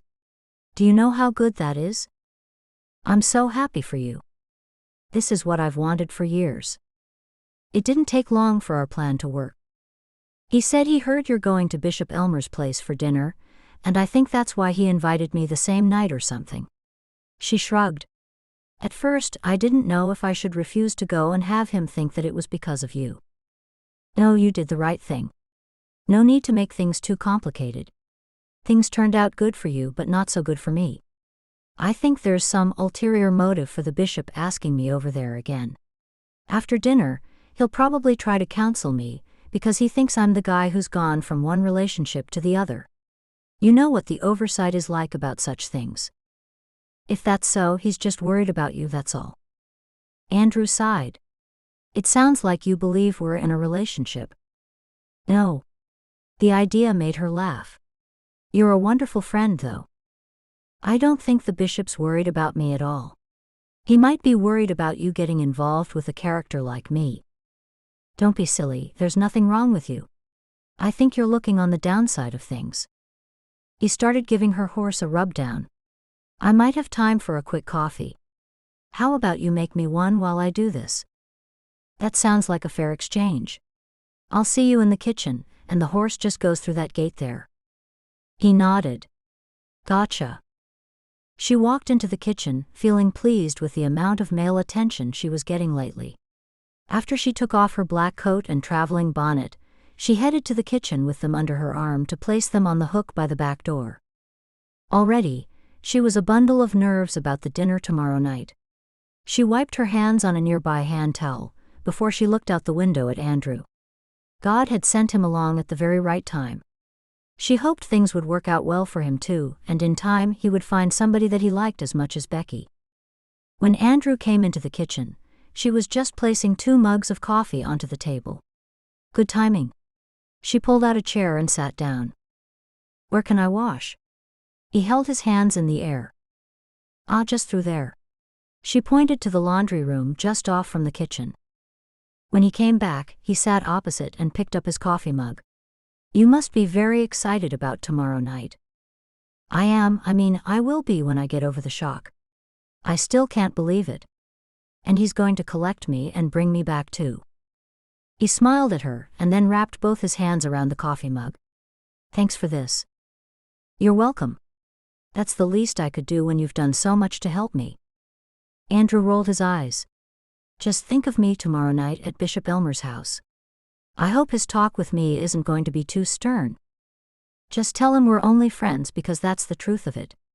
Anyway, Becky is getting married, so even if we were boyfriend and girlfriend, I don't see what the harm would be. Perhaps you should tell your parents your announcement to them was a little hasty? Who knows? He stared into his coffee.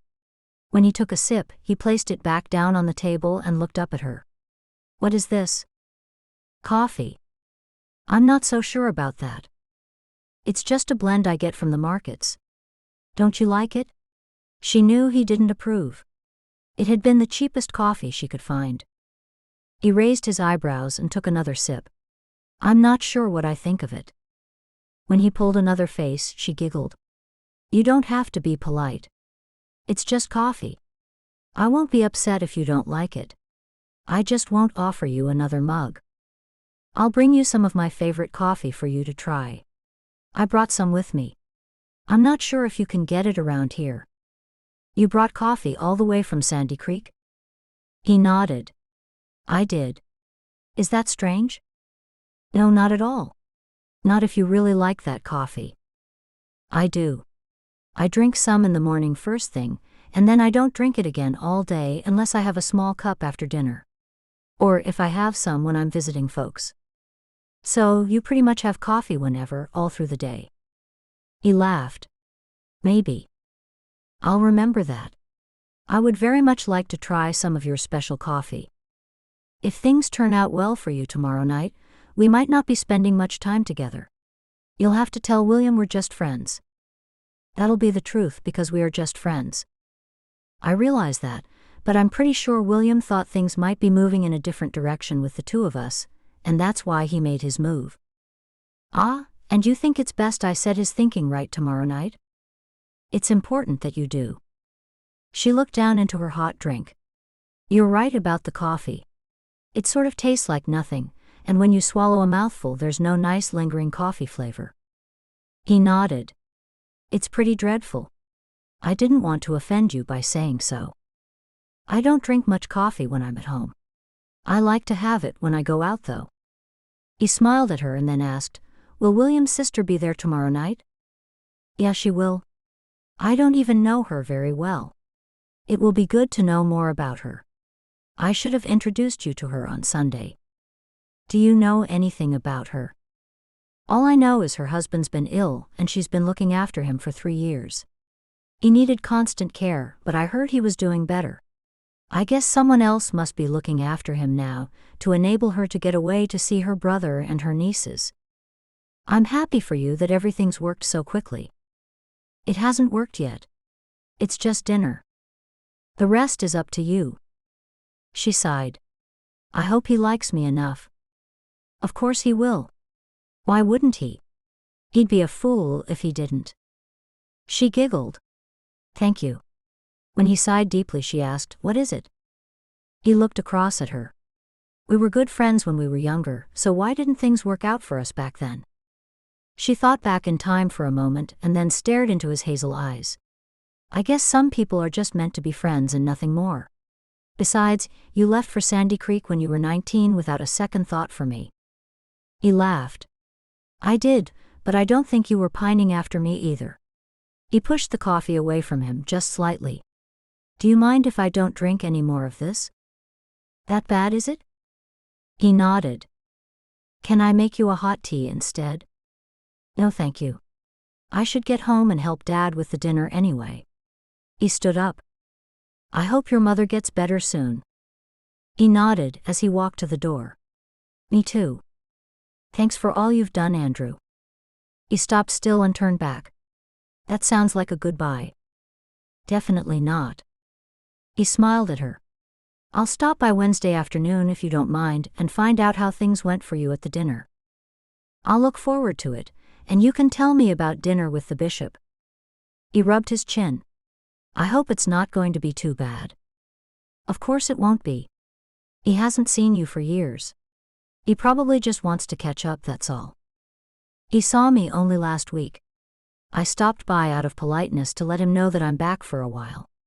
That's why I think someone said something. Maybe. When Andrew turned back toward the door to go, she walked outside with him feeling bad that things were working out well for her, and Andrew looked so sad. Chapter 12. Tuesday was just like any other typical school day, yet Deborah was full of butterflies thinking about the man she'd loved for years. It didn't seem real that she was finally going to be included in one of his family dinners, especially with his sister visiting.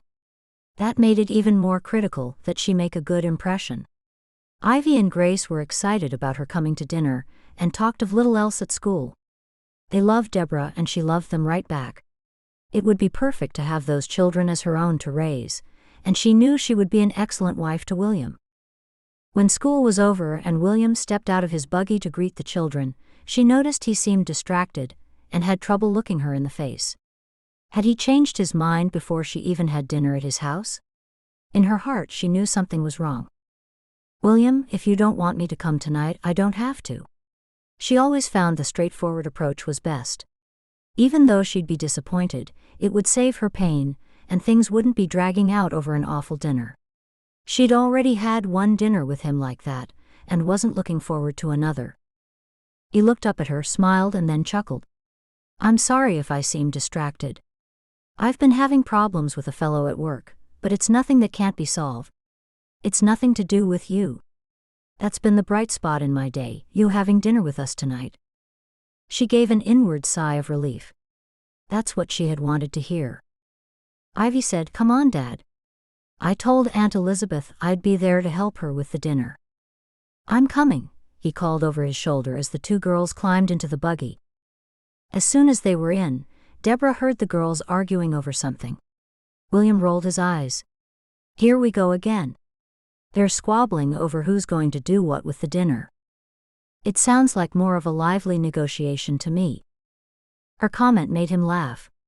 "Only someone kind like yourself would make excuses for them. What's squabbling to me is a negotiation to you." She bit her lip. Was he thinking they were too different already before things had even begun? Her mind wouldn't stop going to negative places. "I should get them home to help with the dinner, and I'll be at your place at 6. She nodded. "I'll be ready, and I'm looking forward to it." "Me too." He took 2 steps back, still smiling at her. She knew there was something different between them, and it filled her heart with gladness. When the schoolhouse and grounds were deserted, Deborah made her way home. If she'd known what would have made William notice her, she would have done it a long time ago. To the rhythmic sound of the horses' hooves, she fell into a trance-like state, imagining her wedding when she married William. She'd wear a brand new dark blue dress with sheer white organza cape, cap, and apron. William would look fine in a dark suit that she'd sewn for him. Tasting all the wedding cakes before she decided on which ones to include, that would be a treat, and she'd take May with her. May was fond of cake too.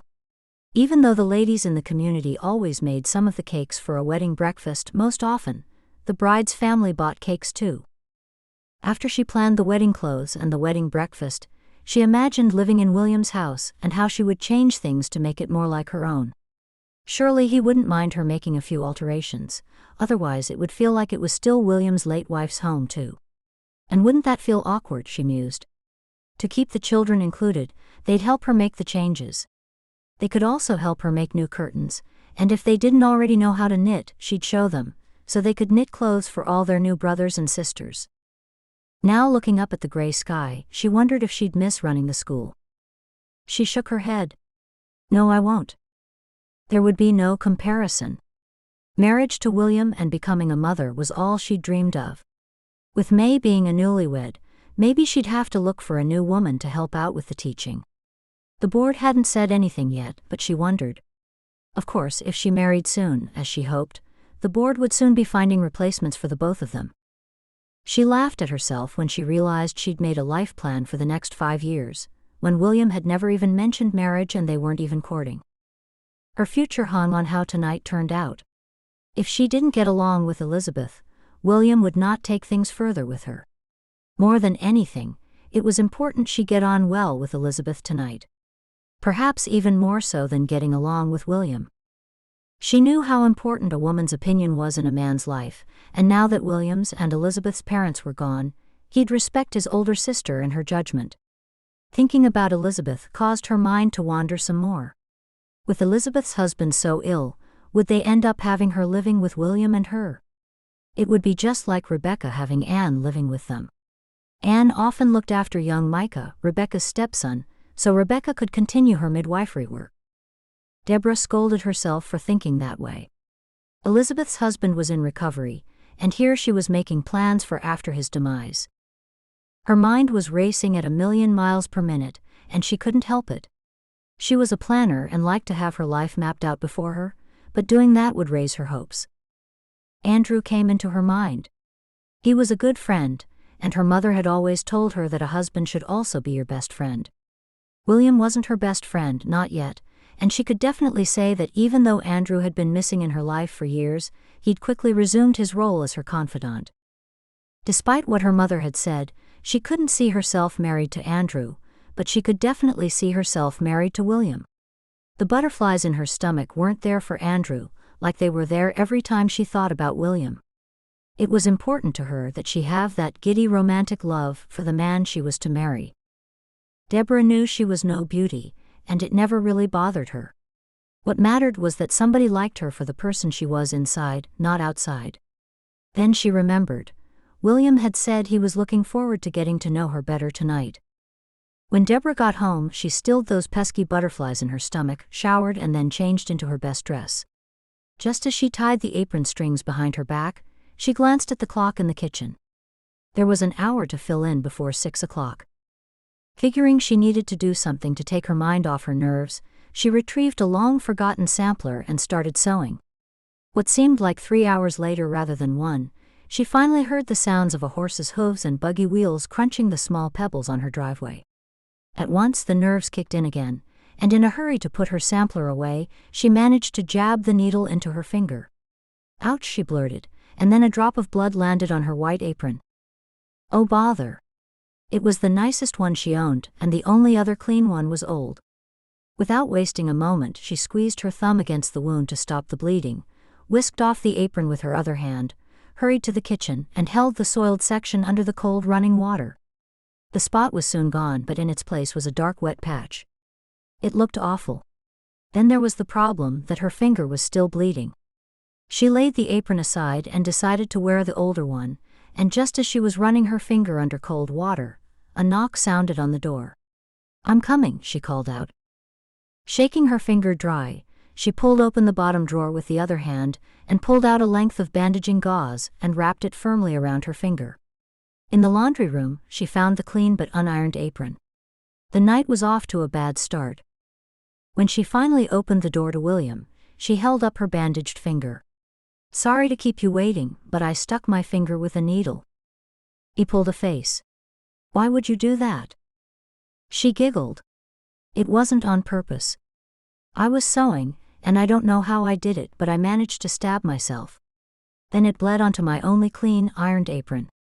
Looking down at herself, she said, "I hope Elizabeth doesn't think I'm an untidy person.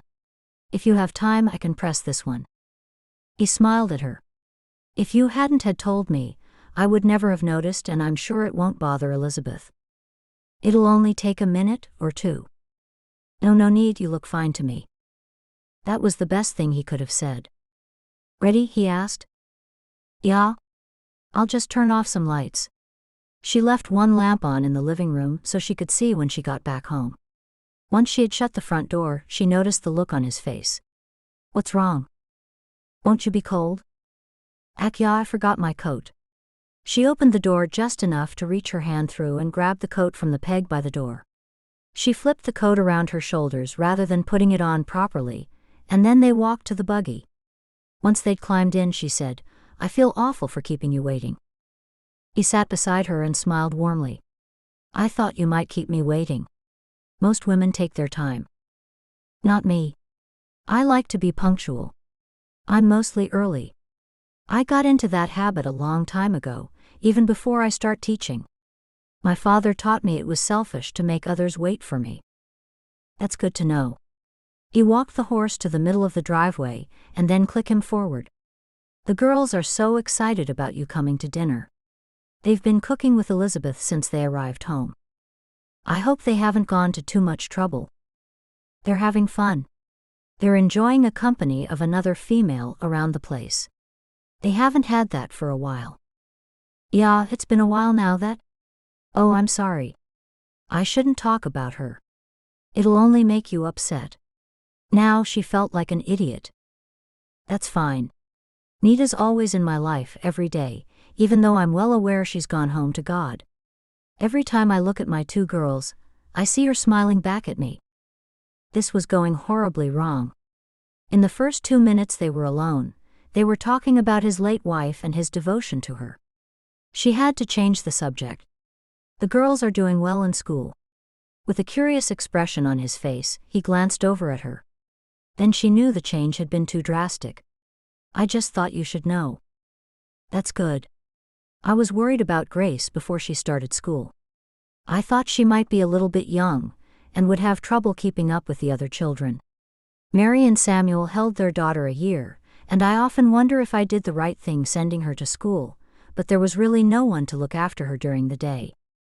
Worry is a common thing amongst parents. They always worry if they're doing the right thing or not. I wouldn't be concerned. She's managing just fine, and it helps to have Ivy there with her. How do you think you'll manage with that problem at work? What's that? Today, you said you were worried about someone at work. She knew she was jumping from one subject to another like a flea jumping about on a dog, but after the other night at Aunt Agatha's, she wanted to keep the conversation flowing, and that was the only way she knew to do it. That will sort itself out soon enough. Elizabeth might be collecting the girls from school every now and again while she's here. How long is she staying? Probably another week, maybe more. Her husband has ordered her to stay away for a while, until she has had a good break. His sickness has taken a toll on her. He's recovering, isn't he? That's right. That's good. Deborah didn't say anything, but she could see for herself that Elizabeth had spent several years with stress and sleeplessness. She looked years older than she should. Chapter 13. When they arrived at William's house, the door opened and Elizabeth stood on the porch with Ivy on one side and Grace on the other. They were smiling, and Deborah knew from the pleasant expression on Elizabeth's face she would have a good evening. If Elizabeth was as nice as Nancy, William's other sister, all would be well. William walked her to the door, and once she'd greeted everyone, he went back to care for his horse. Ivy said, "We've been cooking and we've been a good help. Haven't we?" Ivy looked up at her Aunt Elizabeth.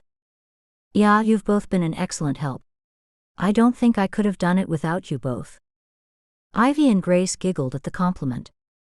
I can smell some wonderful food," Deborah said. Elizabeth moved the girls away from the door.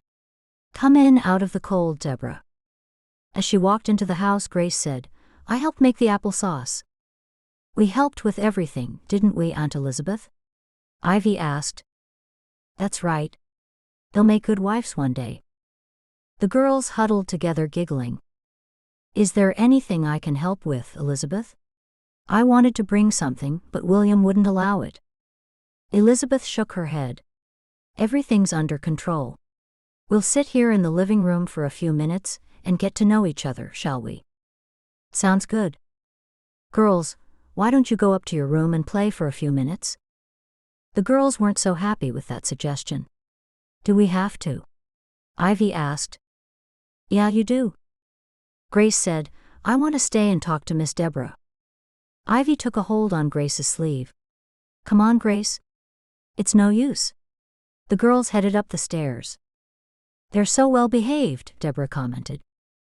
"Mainly they are. And might I ask you, Deborah, what's happening between you and my brother? This is the first time I've heard about you." That was what she had feared. He'd never mentioned her other than in her capacity as a teacher, if he'd mentioned her at all. "There's nothing to tell. He's just asked me to come here for dinner. I'm the girls' teacher." "Oh, that's right, you know that already." "Is that all?" Deborah shrugged her shoulders. "That's all." Deborah gave a little giggle, and couldn't blame Elizabeth for asking. If she had a brother, she'd be the first to inquire if he brought a woman to dinner. "Are you fond of William?" Elizabeth asked. "He's a good man. I am fond of him." "I can see you're friends, but you'd like to be more." One question was fine, but now she was probing too far. "Tell me more about you, Elizabeth." There were so many people surrounding you on Sunday, I didn't get a chance to speak with you. Oh, there's not much to tell. My children have all left home, and my dear husband has been ill for some years. I heard about that, and you're here having a bit of a vacation, time to rejuvenate? I am, it's true. Can I ask what's wrong with him? David had a sudden stroke, and was paralyzed down one side and couldn't do much of anything for himself. Oh, I'm sorry to hear it. He has improved a lot. He's able to walk now and do some things without help, and that's why I'm taking this opportunity to visit William. My cousin is staying there to look after him. That's good of her. Him. He's James? Elizabeth corrected. The two of them have always been as close as brothers. James is looking after him now. That's good. I'm glad you got the chance to get away. Me too.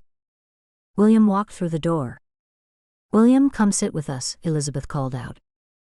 He looked around as he sat down. Where are the girls?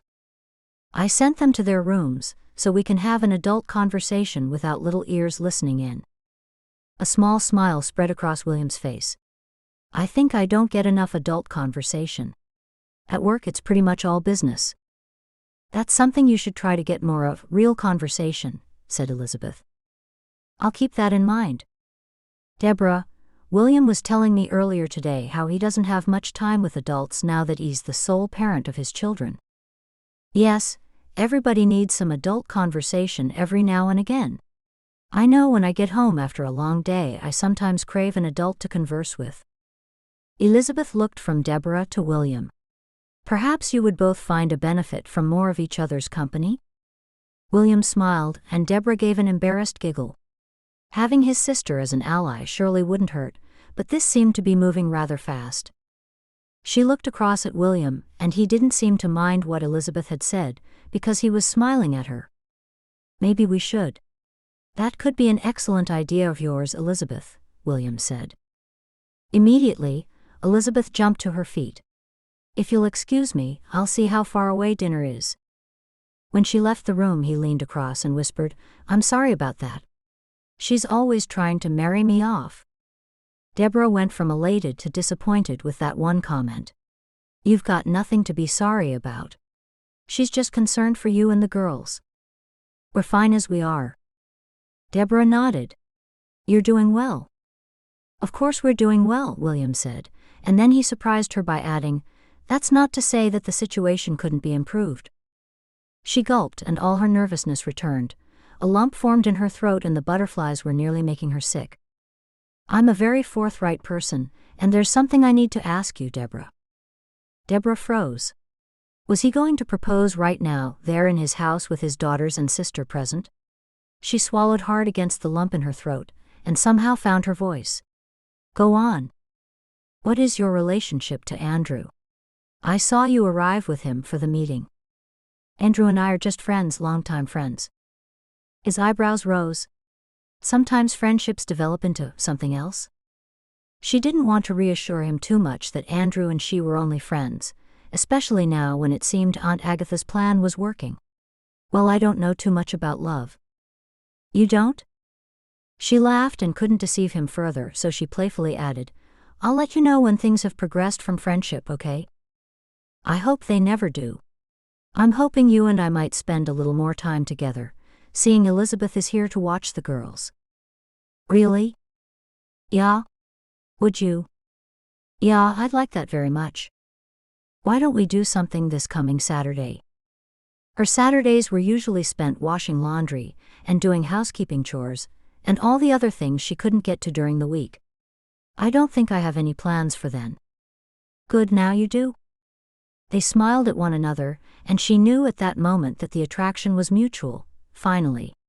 As though she'd been listening in on their conversation, Elizabeth came back into the room. I'll go upstairs and get the girls. Dinner is nearly ready to be served. Deborah jumped to her feet. Can I do anything? Stay there. The girls and I will serve, and then we'll call you when we're ready for you to sit down at the table. Elizabeth hurried past them and then headed up the stairs. Just seconds later, the girls bounded down the stairs in front of Elizabeth. Walk. The girls slowed their pace to a fast walk. Chapter 14. Soon they sat down to dinner, the first one of many that Deborah hoped to have at William's house. They closed their eyes and said their individual silent prayers of thanks for the food. After that, the food was passed around. "This looks delicious," Deborah said. Elizabeth grinned. "I hope it tastes delicious. My sister is an amazing cook." "Do you like cooking, Deborah?" Elizabeth asked. "I do, but I don't have anyone to cook for, living by myself. I would like a reason to do more of it." "What kind of a reason?" Ivy asked. "Did anyone ask you anything?" Elizabeth asked Ivy. Deborah felt sorry for Ivy when she saw the crushed look of sadness on her face. She recalled exactly how she had felt as a child, continually being shushed by adults while at the dinner table. Having more people to cook for. "That's what I meant, Ivy," Deborah answered. Ivy's mouth turned up into a slight smile. Deborah popped a bite of pork into her mouth, chewed and swallowed. "Oh, this is amazing. There's a special way I cook it." "Would you tell me?" Deborah asked. "Of course. Our mother always used to cook pork this way. The secret is a lower temperature than what most people would cook it at, but first partially braising it before cooking. I'll write out the recipe for you." "That would be wonderful, thank you." "What have you girls made for dessert?" William asked. "A cherry cake," answered Elizabeth. "It was Ma'am's speciality, wasn't it, William?" William smiled and nodded. Deborah was pleased that Elizabeth was cooking some of their mother's favorite and special recipes, rather than using those from William's late wife, because that would have been awkward. As Deborah munched her way through the wonderfully rich German cherry cake with its tart cherries, dark chocolate and cream frosting, she could feel William's gaze upon her. She looked up to see him smiling at her. She could tell without a doubt that he liked her. When she smiled back at him, it was as though they had a secret all their very own. After dinner, the girls started to clear the table and Elizabeth said, "I will make the two of you some tea. Go and sit out in the living room." Together, Deborah and William made their way into the living room. "I'm feeling very spoiled," Deborah said. "Elizabeth is certainly a good cook." "She sure is. That cake was amazing. Did your mother make the cake as well as that?" "I don't think that's possible. Elizabeth has perfected Mom's recipes over time. Nancy has too. It would be nice to have the time to experiment with recipes." He nodded. "I hope you get that opportunity. Maybe someday." They weren't alone for long, before Elizabeth brought a tray of tea items in, and set it on the table before them. The girls walked in behind Elizabeth, Ivy carrying cookies and Grace with a small plate of chocolate treats. "Thank you, Elizabeth and girls. We're having a feast tonight," Deborah said. "Aunt Elizabeth would not let us carry in the hot drinks. She said we were too young." Deborah nodded. "That's right, but you'll soon be old enough to carry hot cups." "Maybe in a couple of years," William said. They all sat and talked for a while, even the children. When it was time for the children to go to bed, Deborah was invited to accompany William up the stairs to say good night. This was the best thing that could happen, and the night had turned out just as she had hoped. He'd have to drive her home, just the two of them, while Elizabeth stayed behind to watch the girls. When they headed back down the stairs together, he said, "Are you ready to go now?" "Yeah, whenever you're ready." He called out to his sister and told her that they were leaving. Elizabeth came out of the kitchen. "Thank you for coming, Deborah. It was a delightful night. We all enjoyed your company, especially the girls. I had a wonderful time, and I haven't had food that good for as long as I can remember." "Thank you." Deborah walked to the door behind William. Elizabeth followed her. "I hope I'll be seeing a lot more of you." "Me too. Do you know when you're going home?" "No. I call my cousin every day to see how my husband is. He's doing fine, and will be doing fine as long as his cousin is able to stay with him. I'm guessing it will be a few more days, no longer." William opened the door while handing Deborah her coat. "You ready?" "I am." She turned around and hugged Elizabeth goodbye. "I'll see you soon. It'll likely be me collecting the children tomorrow." Okay, I'll see you then. She walked out with William and climbed into the buggy. Then he walked around and climbed up next to her, and they headed down the road. It's nice to see someone getting along with my sister. That surprised Deborah. I'm sure she would get along with everyone. He chuckled. I don't know about that. She has been a bit withdrawn from social settings these last few years. She's having a well-needed break with you. She seems to be relaxing more. And she enjoyed your company tonight, I could tell. Thank you for tonight. He glanced over at Deborah. It's me who should be thanking you. I hope you come again. Of course I will. Or you could come to my house and try out my cooking, but don't expect it to be as good as Elizabeth's. He chuckled. It's the company that's important and not the food so much. How about next week? For dinner? Yeah. You name the day and we'll be there. Deborah was pleased to hear it. Okay. I'll work it out and let you know when I see you next. I will try my very best to talk Elizabeth out of collecting the girls tomorrow. I look forward to our conversations of an afternoon. You do? I do, and I kind of thought you might too, William said with a questioning tone of voice. Oh, I do. I just wasn't sure that you did. I do. Very much so. Are you sure about doing something with me on Saturday? I'm not stepping on somebody's toes. No, you wouldn't be. I'm looking forward to a lovely time. Elizabeth should still be here, and she can look after the girls so we can have some quiet time. He chuckled. They do like to chatter. It's a hard balance knowing how much to keep them quiet or let them speak. It must be difficult to judge. It'll be just the two of us then. Yeah, if that's all right by you. He turned to face her. I'd like that very much. I always knew there was something special about you, Deborah. He'd taken his time to show it. You did? She bit the inside of her lip, wishing she could have found a more intelligent response, being a teacher especially, but it was too late now. Yeah?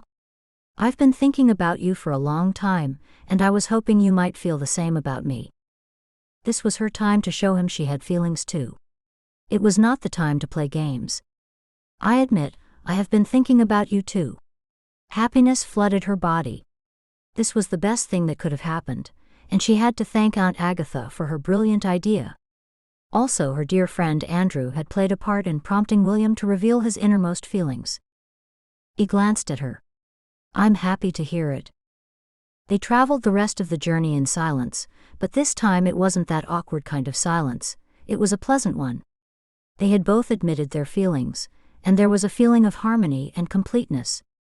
Then William placed the reins in one hand and turned to Deborah. I must tell you, I've had a wonderful time with you just now. I'm glad, and I've enjoyed it too. Good. We're both adults above a certain age. You're a mature woman, I'm a mature man, and we get along well together, and I'm pretty certain we think along the same lines about everything that matters. She smiled and nodded, wishing she could add something intelligent to the conversation, but nothing came to mind, so she stayed quiet, hoping the conversation was leading somewhere important. What I'm trying to say to you, Deborah, is that I'm not wasting your time. I would like more than anything to marry again. That's where this is heading. She smiled again. That's good to know, and I never thought for one moment that you were wasting my time. I'm hoping I might be the type of man you want to marry. You are? Thank you for taking the time to get to know me. I feel flattered you're willing to spend time with me. You're flattered? Too soon for a proposal, he was openly telling her of his intentions. Yeah, I am, he said. I never really thought you'd be interested in a woman like me. He chuckled. What kind of woman did you think I'd be interested in?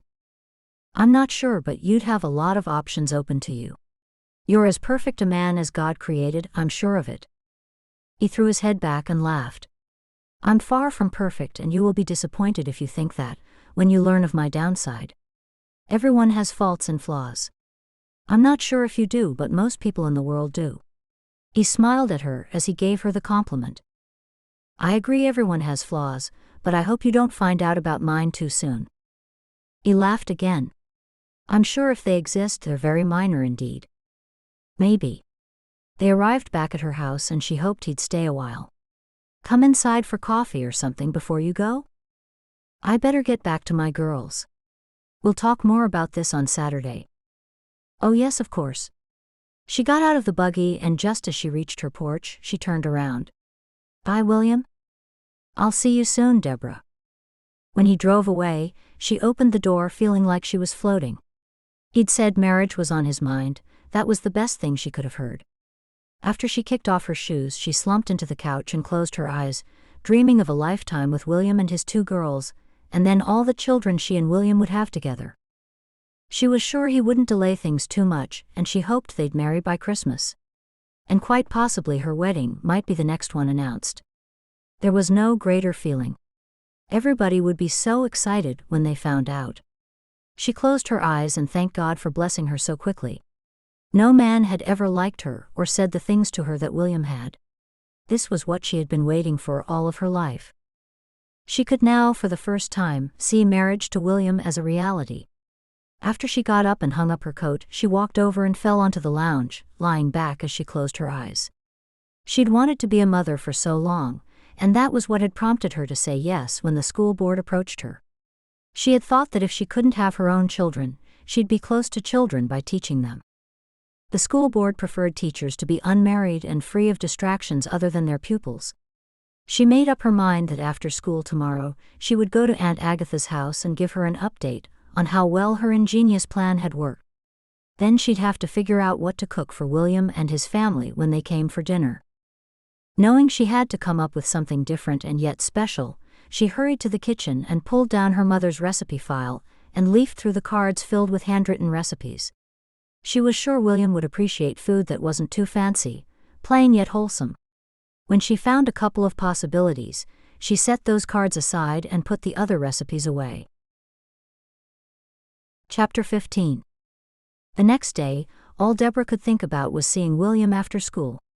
She could barely hide her disappointment when she wandered over to William's buggy and saw Elizabeth sitting in the front seat.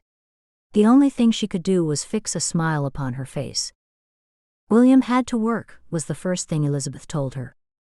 Deborah smiled and made the necessary polite conversation while doing her best to hide the unavoidable disappointment. She cheered up when she remembered she would have his undivided attention on Saturday. Besides, he had admitted he was interested in her, and that was a huge step forward. After Deborah locked up the schoolhouse, she made her way to Aunt Agatha's. When Aunt Agatha opened her front door flanked by 2 cats, Deborah smiled. Thank you. For what? Your plan worked. Aunt Agatha's face lit up. You'd better come inside and let me know what happened. I need to hear everything from start to finish. Aunt Agatha led her into the kitchen where she had just made a fresh pot of tea. Tea? Yeah, please. Aunt Agatha sat in front of her, poured the tea, and then pushed the cup and saucer toward her. Now, what happened from the beginning? She proceeded to tell her all about the dinner with the girls and Elizabeth. And Elizabeth is lovely, and her cooking was delicious. I'm not asking about delicious. I want to know more about what happened with William. Deborah giggled. Oh, I get a bit embarrassed talking about it. Tell me. I deserve that, don't I? Yeah, you do. We're spending the whole of Saturday together, while Elizabeth is looking after his girls.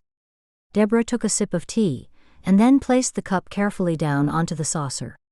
He mentioned marriage. He didn't ask me, but he did say that's where we were heading. Aunt Agatha's face beamed. Good. We made him jealous, and then he realized he didn't want to lose you. He might have if he'd taken any longer. Deborah nibbled on the end of her fingernail. I know he's an earnest man.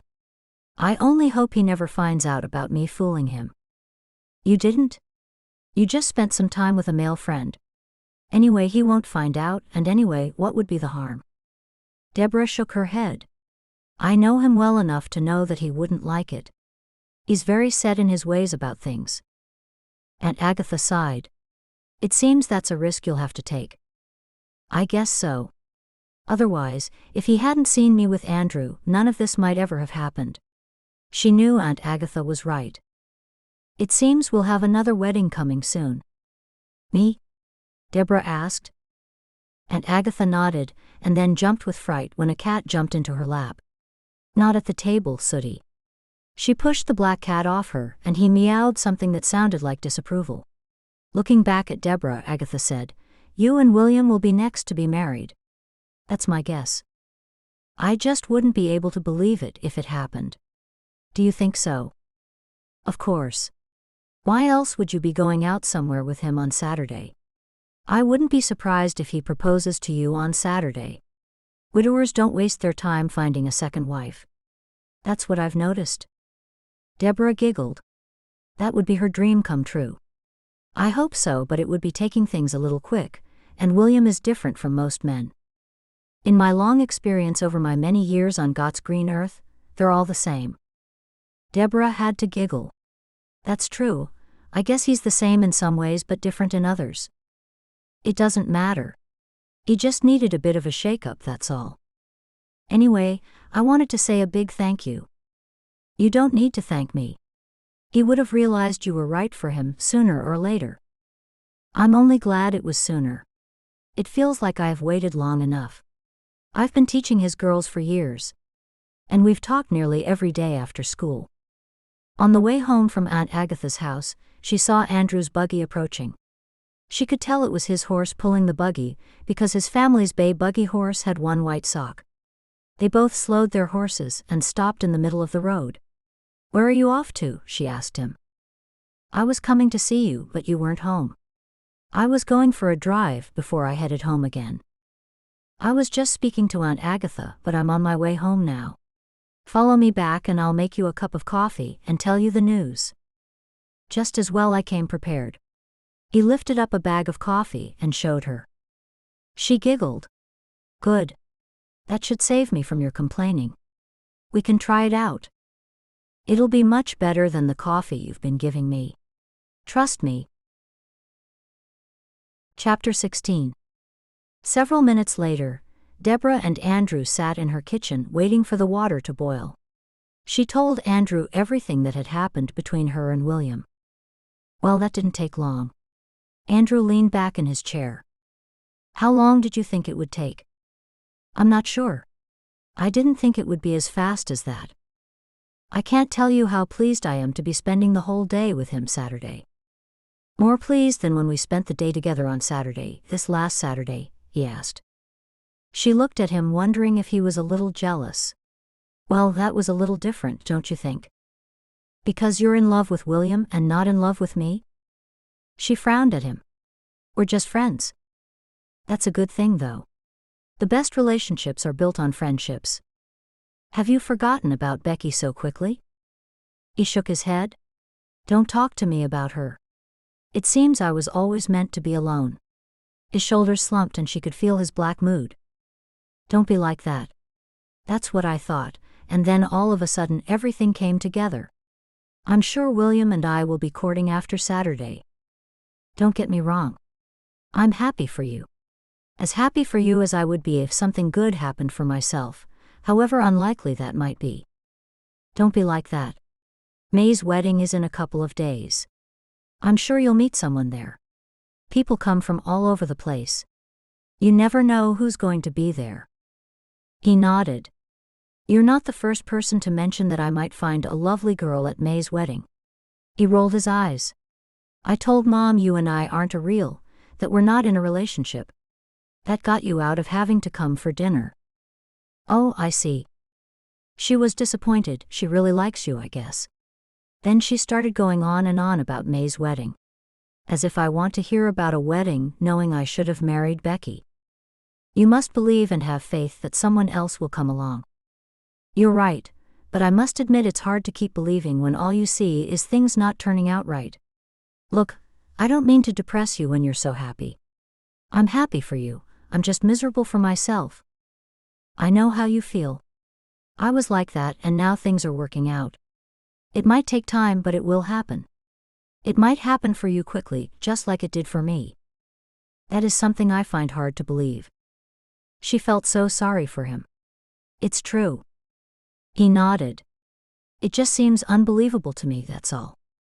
I didn't have anyone and now I do. It happened overnight, in the blink of an eye. That's why I know things are going to work out for you. He smiled and nodded. How's that coffee? He nodded to the kettle that was whistling. She jumped to her feet and took the kettle off the stove. Let's see if I can make you a decent cup of coffee. Yeah, that would be a first. They both laughed. I have a coffee plunger. It doesn't make it as lovely as those fancy machines in the cafes. The plunger will be fine. You'll see, the coffee will taste a lot better than what you've given me before. She poured the ground coffee into the hot water and let it sit for a while. Don't let it get too cold. I like it steaming hot. Okay. She pushed the plunger down and then poured out 2 cups of coffee. Black, that's how you have it, isn't it? That's right. She handed him a cup, and he took a sip while she enjoyed the aroma of her coffee. Ah, I can even smell the difference before I taste it, and I know it'll be that much nicer. Yeah, it's much better. She sat down. Good. She didn't feel like coffee, but she had some just to try it. It is nice. Now, apart from going out on Saturday, I have invited Elizabeth, the girls, and William for dinner one night soon. Will you join us? He shook his head. I don't think that would be a good idea. Remember, I'm the one that you dumped to take up with William. Oh yes. I didn't think that through properly. No, it probably wouldn't be a good idea. I sincerely hope that everything goes well for you. For the first time in my life, I feel good about this. I always liked William and I'm so excited. I can hardly believe it, Deborah said. He smiled and took another sip of coffee. Then she felt awful for talking about how happy she was when he was feeling so low. Is there anything I can do to help you? You are helping me. Your friendship is something I value. My next step is looming. I just have to decide whether I'm staying here or going back to Sandy Creek. Going back for good? She placed her coffee down on the table. The other day, he'd mentioned he'd go back for Becky's wedding. You don't think that's a good idea? I don't. How would you feel being around Becky? There will be the wedding, and then she'll be married and all that. Yeah, but I can't avoid her in my life. I mean, she's made her choice and she's happy. Isn't that what we hope will happen for those we love, that they are happy? I guess that's true. She wanted to say something to cheer him up, but she couldn't think of a single thing apart from what she'd already said. I'll find out what I can from May, regarding what single ladies might be coming to her wedding. That's not necessary. I don't want you to make me sound desperate. She won't know it's for you. He shook his head. It'll be pretty obvious. Anyway, I'll see who I get along with on the day. Okay. Will you stay for dinner? No, I'll drink this and I'll go. Ma'am's better, and she's got people coming for dinner. I hope she's not trying to matchmake for me tonight. She wouldn't, would she? He laughed and shook his head. I don't think so. Well, maybe. Andrew didn't stay much longer before he left for his parents' home. Chapter 17. Deborah had to wait until Friday after school to see William again. As soon as the girls jumped in the buggy, he turned to Deborah. I'm sorry to leave things so long before seeing you again. I've had other demands on my time. Is it still okay with you to spend tomorrow with me? He asked. Yeah, it is. I've been looking forward to it. He glanced over his shoulder at the girls. Me too. When he turned back, he asked, Is there anything in particular you'd like to do? She looked into his eyes. Not really. Maybe we could go for a drive and then have a picnic? I'd like that. That was what she'd been thinking about the entire time. That's exactly what I was thinking of, a picnic. I'll bring the food for us. No, you can't, she said. It's all arranged. Elizabeth said she'd help me with it. Are you sure? I'm quite sure. She loves doing things like that. How about I bring some dessert? He chuckled. I can't say no to that. Good. When the girls got a little too loud, he said, I'd better get these girls home. Oh, and how is Thursday next week for dinner? That's the day after May's wedding. Okay, that'll be fine. I'll see you tomorrow then. How does 10 o'clock sound? That would be perfect. He gave her a beaming smile before he jumped into the buggy. When he drove away, Deborah turned her attention to the couple of children that were still waiting to be collected. On Saturday morning, Deborah woke to the sun streaming in her window. It was a new day. A glorious new day. It was only 6 minutes past 7, so she jumped out of bed and turned on the bath, looking forward to a leisurely soak in the tub. While she soaked in the hot water, she was certain she heard a horse. She stayed still, and then there was no sound and no knock on her door. A few seconds later she heard the horse again, and then nothing. It was odd that the early visitor hadn't knocked.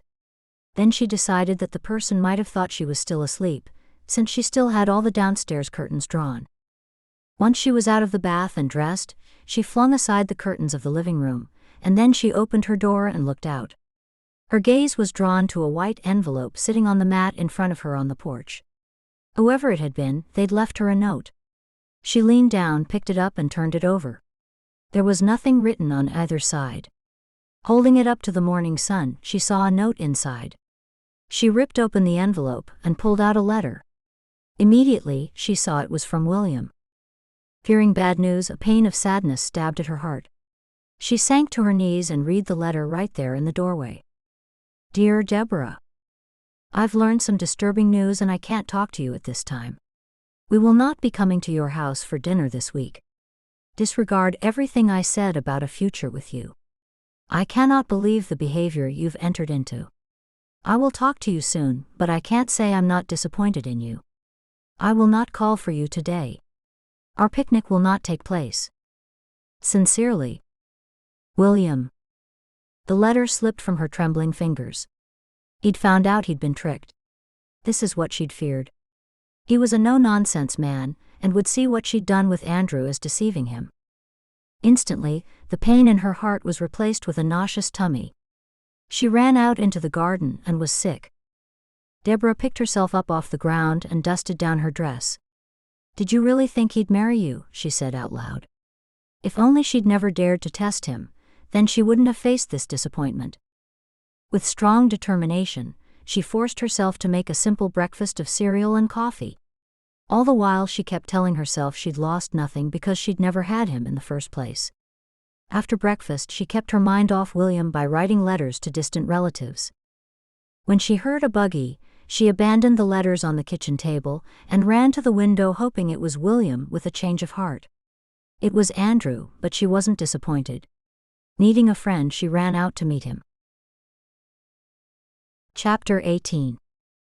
What is it? Andrew asked. She shook her head. It's not good. I've got so much to tell you. She swallowed hard. Come and have coffee. She made him coffee while he sat and listened to what had happened. Where's the letter? He demanded. Just there. She nodded her head to the table, and he picked it up and read it. Andrew tossed the letter down onto the table. He doesn't deserve you, that's all I can say, Deborah. If he can't see what a good woman you are, he doesn't deserve you. Who does he think he is? We'll talk about this soon, he says, as though he has some authority over you. It's not that, it's just that he's very strict and straightforward about things. Someone who strictly follows the rules, if you know what I mean. Yeah, I know the type. Well, forget him. That's what I say. I know. I have to. It just won't be easy. She couldn't believe she'd had her hopes up so high and now she was so low. He laughed. We're a fine pair, you and I. Love's not an easy road. I'm not looking forward to seeing him at May's wedding. I'm guessing that's the next time I'll see him. Or maybe after school next week. Unless Elizabeth collects the girls. She put a hand to her head. Ack no. What if he's told Elizabeth? I'm so embarrassed. She'll think I'm dreadful. Look, he might change his mind and see how silly he's been. Deborah shook her head. I doubt that will happen. I'll drive you to the wedding. Deborah laughed. We tried making him jealous, remember? That didn't work out. Come with me anyway? She looked into his hopeful face. It would be nice to have him by her side, giving her strength. Okay. Deborah had been right. Elizabeth collected the girls on both Monday and Tuesday. Because of all the community members going to May's wedding on Wednesday, school was only a half day, finishing at 12, and many of the children didn't show up at all. 2 of those absent children were Grace and Ivy. Since receiving that horrible letter from William, Deborah had a good long think about what she wanted in a man. Her heart still wanted William, but her head told her she needed a loving and gentle man like Andrew. Andrew was waiting for Deborah when she got home from school. While she changed into a nicer dress, he unhitched her buggy for her. As he drove them to May's wedding, she decided to open her mind to the possibility of Andrew being the man God wanted her to marry. They both had unhappy pasts in regard to relationships, and maybe that was because they were meant to find love with each other. When they drove closer to May's parents' house, Andrew said, "There's a huge crowd here already." "Oh dear, I told May I'd be here early." "What's the time?" He looked down at the clock in his buggy. "It's only 2. Isn't the wedding starting at 3? "That's right. These might be all of May's relatives who've come from a distance." "Oh, and May's twin April will be here too." "Why wouldn't she be?" "Oh, you don't know. She married someone and moved to his community. She's having a baby now in a few months, not right now." Nervousness at seeing William again was causing her to fall over her words. He laughed. "I knew what you meant. Many things have changed since I've been gone. May and April were tiny girls and now they're all grown up. That's what happens. We all grow older." They both got out of the buggy. "It's true, it happens to the best of us, except for you. You look even prettier now than you ever did." She laughed at the compliment, and then when she was about to respond, she noticed he had frozen in place. He was looking over at the crowd of people, as though he had seen a ghost. "Are you okay?" she asked. "It's Becky," he hissed. "She's here." "You're Becky?" Slowly he nodded. Deborah followed his gaze and immediately she picked out which one was Becky. She was a very pretty girl. Deborah turned back to Andrew. "Find out why she's here."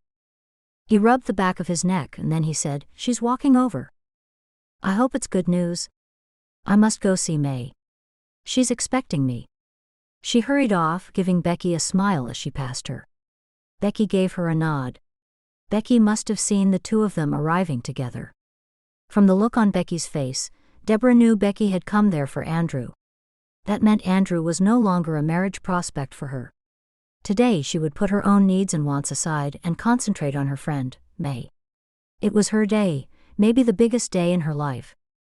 People were continuously moving in and out of May's parents' house when Deborah walked through the door. She sidestepped around the men who were arranging the church benches in the living room, and then she heard giggling and followed the sound up the stairs and into May's room. May was sitting down on the bed, touching April's rounded stomach through her dress. May jumped up. "Here you are?" She wrapped her arms around Deborah's neck and hugged her. "How's school?" "The children are missing you and want you to come back as soon as possible." "I will." Deborah and April exchanged a hug. "You're looking so well, April, and getting so big." April immediately started talking about being married and having a baby, and Deborah disregarded the pangs of jealousy she felt. April and May were more than 10 years younger than she, and they already had what Deborah wanted. Failure was all that she felt. Why had no man found her irresistible? It couldn't have been only her plain appearance keeping them away. Many plain women were married. Once April paused for a breath, Deborah sat on the bed beside May. "You look so lovely, May, and I'm so happy for you." "You're a good friend, Deborah. You've always been so nice to me, even when I've been horrible," April suggested. "Oh no, she's never been anything like that." Deborah smiled and shook her head. May giggled. "You've always seen the good in me, Deborah, and not everyone in my life has done that. When I look at you, all I see is good." May put her arms out and gave Deborah another hug. "You must need glasses then," April said, which made Deborah and May laugh. "See what I mean?" May asked. April pouted at her twin. "Don't think marriage is going to solve all your problems, May, because it won't. Some days you'll love Jeff and some days you'll hate him." Deborah saw May's face. "Oh, April, this is May's wedding day. I'm just telling her things that I wish people would have told me, that's all." Anyway, you see the good in her, why can't you see the good in me? April turned abruptly and walked out of the room. Deborah raised her hand to her mouth. Oh no, I didn't mean to upset her. Don't worry. Everything is upsetting her lately. Deborah said, I feel awful, but I didn't want her to say things like that on your special day. May nodded. I know, but in her own twisted way, she was trying to be helpful. At that moment, Abigail came into the room with her daughter, Ferris. Abigail was one of the attendants, and her dress was the same dark blue as May's. Deborah greeted them, and then she left so May could talk with Abigail while she went to find April to apologize.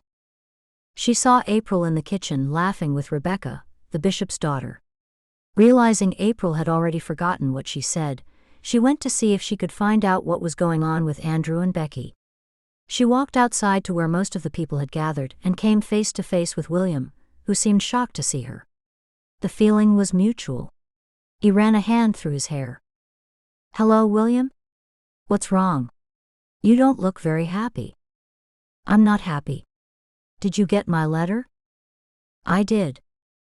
I'm disappointed with you and with your friend. Which friend are you talking about? Andrew. He led everybody to believe he had a broken relationship, and fooled everybody into thinking that you and he had something together. I can't speak for my friend. But he didn't know that Becky was going to be here. He shook his head. I said I would talk to you, but I don't think this is either the time or the place. Sudden anger rose within her. I have nothing to say to you, and I don't need to listen to any of your reprimands or judgmental accusations. I'm not a child, William. I would rather we talked it over than you being cross with me. She folded her arms across her chest. There's really nothing to say. Anyway, when did you think I was fooling you? Don't try to do it again. He shook a finger at her. Elizabeth heard it from someone who overheard it from Aunt Agatha's own lips. Deborah wondered exactly what he had heard. So, you've got third-hand information, or was it fourth? He drew his eyebrows together. She continued, we can talk about it tomorrow after school if you think there's anything at all to discuss. Yeah, I do. Tomorrow will be fine. He turned and walked away. She knew he felt tricked, but that hadn't been her intention. I should have just listened to myself. Looking around, she caught sight of Becky and Andrew talking in a far corner of the yard. They were back together. She could see it in his eyes even from a distance. Throughout the wedding, Deborah sat with Rebecca and Karen, who was expecting her second set of twins any day. It wasn't easy for Deborah being surrounded by married women, many of whom were pregnant. The close relationship she had with her students was some compensation for her being childless. Hopefully, when her students grew up, they would look back fondly on their school days and remember her. Chapter 19. Deborah found Aunt Agatha in the kitchen after most of the guests had been served. Can I have a word with you? Aunt Agatha swung around. Yeah? Deborah stepped forward. In private. When they left the kitchen, Deborah found a quiet spot in the living room where they both sat down. All the wedding guests were outside eating at the tables under the annexes. Somehow, William found out, and now everything between us is finished. We were going out somewhere on Saturday, and he just left me alone for the whole day. I woke up to a note on my doormat telling me we were through. How did he find out? He said Elizabeth overheard it. Or someone overheard and then told Elizabeth. This is terrible. It's my fault. I shouldn't have told anyone. I was pleased for you. Deborah sighed. It doesn't matter. I'm sorry, but he should be flattered you took so much trouble to make him notice you. I doubt he'll see things like that. He should. I just don't know what to do about it. I thought you should know since you were so good in helping me. Aunt Agatha patted her on her shoulder. I wouldn't have told you to do that if I knew it was going to. It doesn't matter. What's done is done. I'll find someone else for you, and what better time than right now? Aunt Agatha's wicked grin returned. Deborah shook her head. Please don't. I need to recover from this first. Deborah stood up, and Aunt Agatha reached up her hand to be pulled out of the soft couch. When she stood, Agatha said, "Go and enjoy the rest of the wedding." "Okay. I'll try." Because Andrew was so wrapped up with talking to Becky, they were among the last guests to leave the wedding. Deborah had been helping in the kitchen while she waited. When she saw Becky leave with some people, she didn't waste any time joining Andrew. "What happened?" she asked. "I'll tell you everything soon. Are you ready to go?" "I've been ready for the last 2 hours." He grimaced. "Sorry?" "Let's go." She strode toward the buggy. "It was a lovely wedding," Andrew said, as they both climbed into the buggy. "Yeah, May's very happy." She did her best to fix a smile on her face. "What's wrong?" "I'm fine." "No, you're not. I can see you've been crying." He steered the horse and buggy onto the road. "I might as well tell you. Things between William and me are over before they even had a chance to begin." "You talked with him?" She nodded, unable to speak. "What happened?" Deborah took a deep breath. "He said he wanted to talk, and I said there's nothing to say. He insisted. Then we decided to talk tomorrow." "Is that all?" She nodded. "That doesn't sound so bad." "You read the letter. It was awful. He was so unkind, and I could feel he was hostile toward me. It was a stupid idea, and I shouldn't have listened to Agatha. She's wise. One of the wisest women in the community." "I know. I shouldn't have been rude about her. I just feel so wretched. A couple of days ago I thought everything was turning out right, and now it's all come crashing down about my ears." When he was silent, she asked, "What happened with you and Becky?" A smile fixed upon his face. "She's no longer getting married." "She's not?" "No. She said she loves me and she missed me, and that's why she came to find me." "What does that mean?" "That means I'm going back with her." Deborah could hardly believe it. He was going back to the same woman who dumped him. "You're what?" "Going back home with her." Now she was losing him as a friend again at the very worst time. "Oh, this is so unexpected." She rubbed her forehead, shielding her face from him, so he wouldn't see how disappointed she was. "But you are happy for me, right?" "I'm happy for you, if that's what you've decided and you're sure, but I'm miserable for myself. See what kind of person I am. I'm awful. He's right about me. I'm a terrible person. You have to stop saying that or you'll start believing it." She kept quiet. Then when they were almost at her home, she spoke again. "At least one of us will have love in their lives. All the friends we've grown up with are married. It was just us two left. You'll find someone too. You've just got to believe it." She nodded, remembering. Only a day or two ago she had been telling him the exact same thing. Chapter 20. After the disastrous happenings at May's wedding, Deborah still faced the awful conversation that she knew she was going to have with William after school.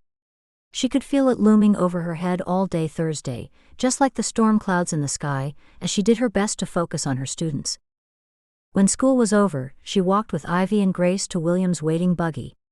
He jumped down and, with a stern face, told the girls to get into the buggy while he had a word with Miss Deborah. She figured the straightforward approach was best. She made sure the girls were in the back of the buggy before she spoke. "What have I done that was so awful?" All was lost between them, she knew that, but she deserved respect. "There is one thing I detest above all else, and that's a scheming woman. You had me believe there was something happening between you and your friend, Andrew. You've—" He cut her off, not giving her a chance to speak. "There's no point adding to my disappointment by denying it. I have it straight from Aunt Agatha's mouth." "She would not have said that to you." "Who told you that?" "What you heard was third or fourth hand, wasn't it? There's a name for when people hear things that are repeated, and then repeated again, but I can't quite remember it." He shook his head, his expression showing how disgusted he was in her. "From someone who heard it from her lips. You can imagine how disappointed I was." "I'm sorry I have disappointed you." "Deborah, you should not be sorry that you disappointed me. You should be sorry for what you've done." She felt like a child and disliked having his disapproval. Deep in her heart she had thought it wrong at the time, but she was desperate for him to love her. "Do you think you could forgive me?" "I can forgive you. I can, yeah. But what I said about marriage the other day no longer applies, and then, with that being said, we can no longer spend time together." She looked over at the girls, hoping they couldn't hear anything or see the way he was talking to her. He followed her gaze and then said, "The girls are my problem. Don't concern yourself with them other than being their teacher." Tears formed in her eyes. If only she hadn't built everything up in her mind to think she was going to be the stepmother to Ivy and Grace. "I'm sorry it all happened." "As am I." She had to walk away before he saw she was holding back tears. "Bye, Miss Deborah." She swallowed hard and turned around with a smile. "Bye, girls." William didn't even say goodbye as she walked back to the schoolhouse. By then, all of the other children had been collected, so she locked the schoolhouse, walked around the building, and got into her buggy. During school hours, she always kept her horse and buggy behind the schoolhouse, so she couldn't see William driving away, but she heard his buggy. She sat there as the tears flowed down her cheeks. She was a person who always tried to do the right thing by everybody, and now she felt like a naughty child. She dried her eyes as best she could, and headed home just as the rain came. She shook her head and looked up at the gray sky. Why can't I just find a man who loves me, without me having to struggle to have him notice me? And then a picture of Andrew came into her mind. Perhaps the man for her was Andrew, but if that was so, why had Becky come to find him? She needed to talk to somebody, and have them tell her everything would be all right. At times like these she missed her parents. They had always been on her side. Then there was Andrew, who was so good at calming her down and helping her think positively.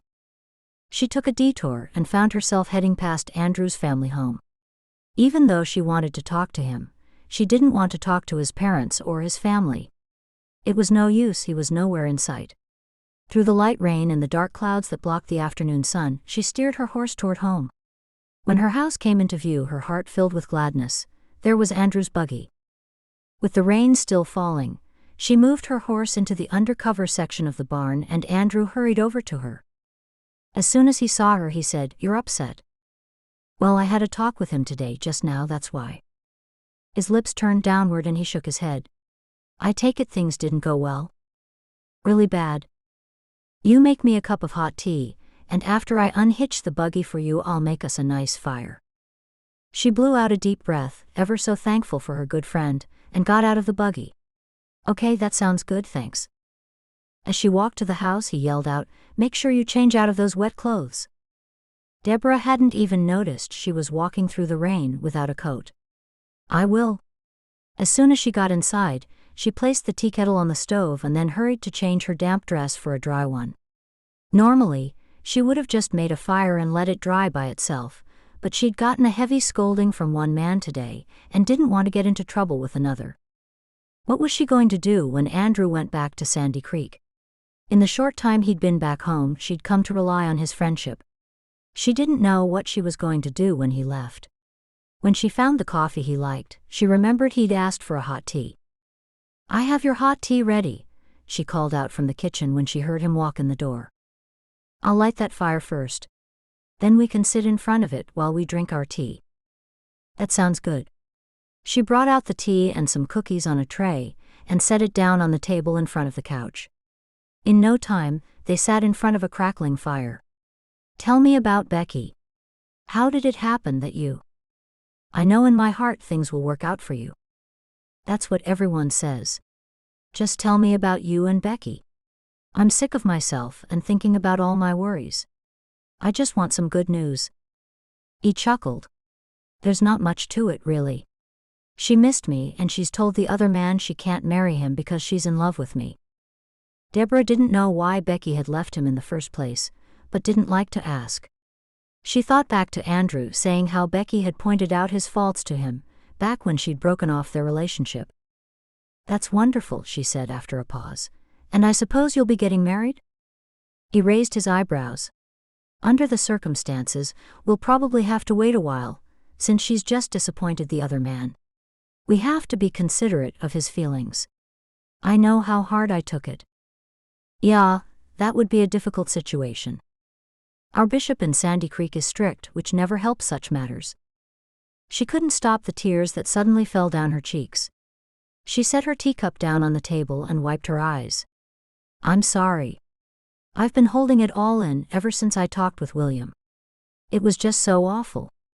All she wanted was to have somebody in her life. A man to share her life with, somebody to appreciate her when she cleaned the house nicely or made a special dinner. Every other woman in the community had that, without having to worry and strive for it. What was wrong with her? Please don't cry. He put his arm around her shoulders. She looked into his eyes, wondering if he was in love with Becky, or whether he was just going along with the flow of things, because she had come back to him. If Becky hadn't appeared out of nowhere, could Andrew and she have become more than friends? Do you truly love Becky? I do. He stared at her. Why do you ask? I thought there might be. I thought at one stage. I wondered if. He chuckled.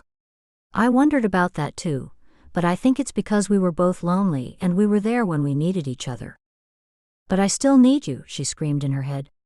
But he had made his choice clear. Where's Becky now? She's staying with a cousin of hers, Veronica. Oh? I didn't realize she was Veronica's cousin. I think most probably a second cousin, or maybe a third cousin of Veronica's. Deborah nodded. Yeah, that might be. Cheer up. You must come to my wedding, all right? She laughed. In Sandy Creek? Yeah. I might do that. It's been so good having you back here. You're such a good friend and I don't want to lose you. I'm happy for you that Becky realized it was you she loved. Don't get me wrong, I'm mad at her. I have to pray and check my anger, because I'm still furious with her for putting me through everything. Deborah was taken aback. She'd never heard him express anger or disapproval of any kind. Oh, I didn't realize. It's true, but I have to find a way to forgive her. I can't let that stand in the way of the love I have for her. Deborah looked into the orange flickers of the fire as the hues changed from yellow through to orange and then red. If Andrew could forgive the woman he loved, would William be able to forgive her? Could she also forgive William? Chapter 21. Andrew took his arm away from Deborah's shoulders and picked up his teacup. What are you thinking about? Just how I disappointed him. He kept using that word over and over again. That was what was in his heart. He can never forgive me for the deception. Just give him time. Sometimes all people need is a chance to see things clearly. One thing I've learned is feelings don't go away. Once you've had strong love for someone, that feeling's always there no matter how they disappoint you. Deborah picked up her teacup and warmed her hands around it. At least you introduced me to good coffee. Somebody had to. She giggled. Yeah, my coffee was pretty dreadful. I'm heading back home on Friday week. Not this coming Friday, the one after. So soon? He nodded. And I should say, we'll be heading back on Friday. Why don't you bring Becky over for dinner tomorrow night? He dipped his head and stared at her. You certain you'd be up to it? She giggled, making light of how she truly felt. I'm used to disappointment. I'm able to bounce back quickly. Tomorrow will be just fine. We've got every other night booked up at different people's houses. Perfect. Having the both of you to cook for will keep my mind off William, and I'm looking forward to getting to know Becky. What you need is to get yourself a dog. A dog? That's right. For company. She wriggled uncomfortably. But I go to school every day and it would be left alone. No. He shrugged his shoulders. I suppose.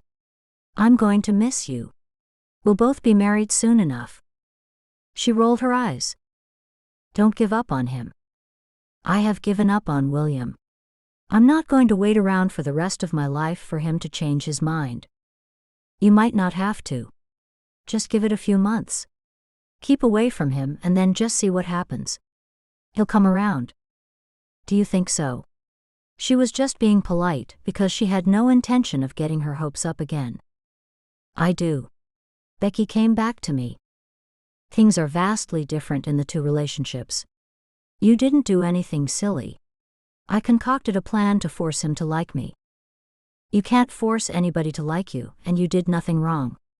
All we did was spend some time together, which we probably would have done anyway. Deborah sighed. Yeah, but the intention was to deceive by spending so much time together on that Saturday and Sunday. Do you regret it? She shook her head. Regret's a pointless thing.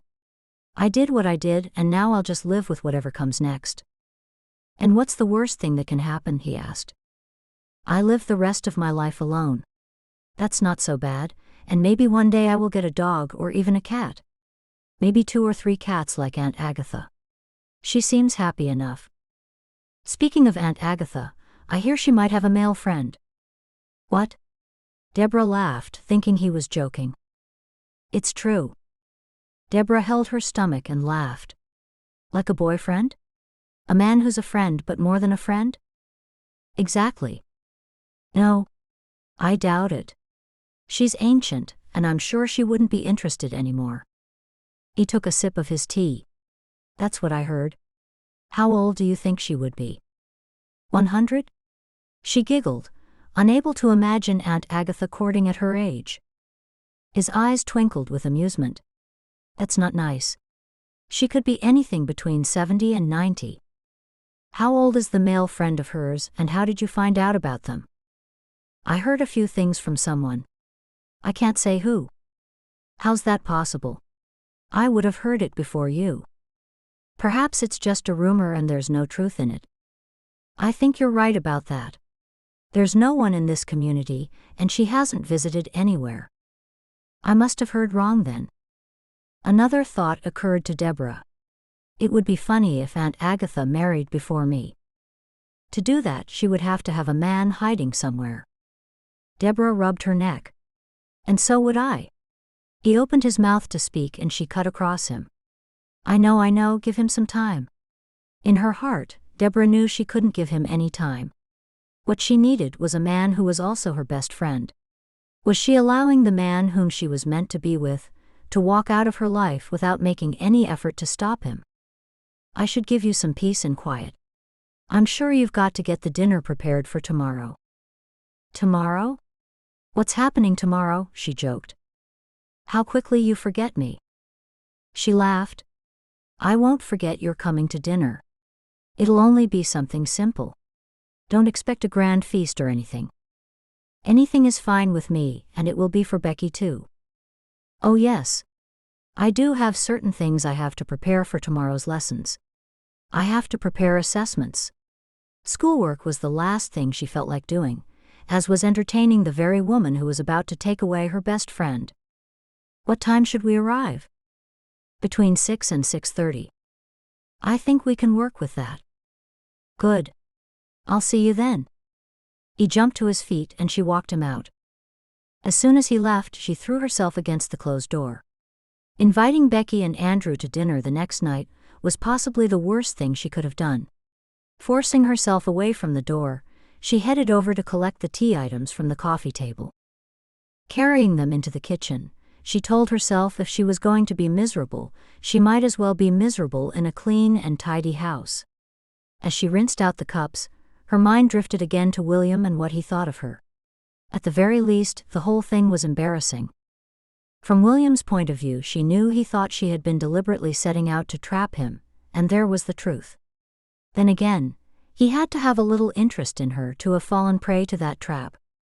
After a dinner of reheated vegetables and noodle soup, she sat by the fire planning out the menu for tomorrow night's dinner. A quick trip to the markets after school tomorrow was needed. Normally she shopped once a week, but her routine had been interrupted recently. She shook her head vigorously, trying to drive William from her mind. Looking up at the clock on the mantel, she saw it was still early, so she reached for her needlework sampler to fill in the next hour before bed. As she sewed, she saw the scar on her finger and remembered the night she went to William's place for dinner. That was the closest she'd come to finding love. Chapter 22. The next day, Deborah wondered how William would react to her. Would he surprise her and apologize for being so harsh? After school, Deborah was disappointed to see Elizabeth was the one who was there to collect the children. It's nice to see you again, Elizabeth. And you? William couldn't come today? He's busy and he asked me to collect the children. Deborah smiled, knowing that it was too awkward for him to face her. Well, I think they've both had a good day. Yeah, we have, said Ivy. I've had a good day too, but I want to go home and play. Will you show us how to cook again, Aunt Elizabeth? Of course I will. We'll do the dinner together again. Grace cheered, and then Ivy gave Grace a small tug on her sleeve. Let's get into the buggy. Before Deborah headed home to cook for Andrew and Becky, she had to stop in at the markets to collect a few items. She always bought her fruit and vegetables from the Wileys' stall, which was now May's new husband's family stall. The last thing she expected was to run into William there. With a bag of potatoes in her hand, she walked around the corner to pay for them when she came face to face with him. Oh, I'm sorry, she said as she stepped aside. He frowned at her and grunted and went to walk away. She would not let him get away with that behavior toward her. It was downright rude. Why are you acting so hostile toward me? Because I can scarcely believe what you've done. I had always held you in high regard, and if it had been anybody else who had done what you did, it wouldn't have mattered so much. Still frowning, he shook his head. I find it hard to believe what happened. It just doesn't seem like something you would do, and that's why I was so disappointed. Now she knew all was lost and he would never like her again. She wanted to get some information from him about why men never found her attractive. I just have one question for you. Yeah? Go ahead. You told me you were interested in me, but never did anything about it. He nodded. Yeah, it's true. Can I ask why? Is it because I'm a plain-looking woman, and there are other women around more attractive? He drew his eyebrows together. Why are you putting it down to looks? Things like that aren't important to me. She pressed her lips together, knowing she was never going to get a proper answer out of him. A shade above ugly was how she saw herself, and she knew that was how others saw her as well. That was what the real problem was, he just didn't want to admit it.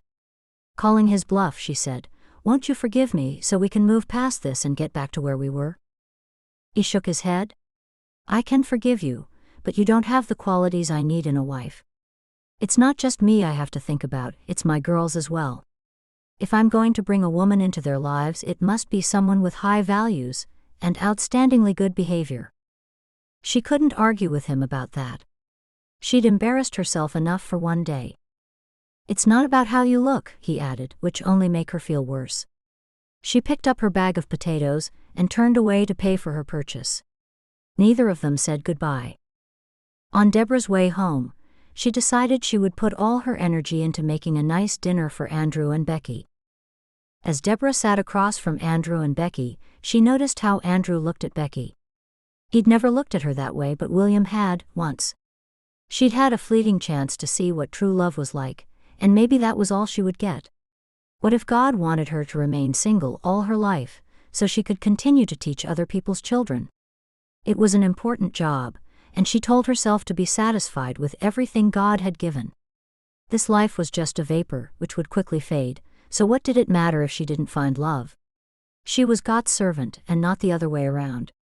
Her prayers had gone unanswered, but God wasn't her servant to grant all of her wishes like some genie out of a bottle. Or maybe more accurately worded, sometimes God's answer was, No, my child. I have a better plan.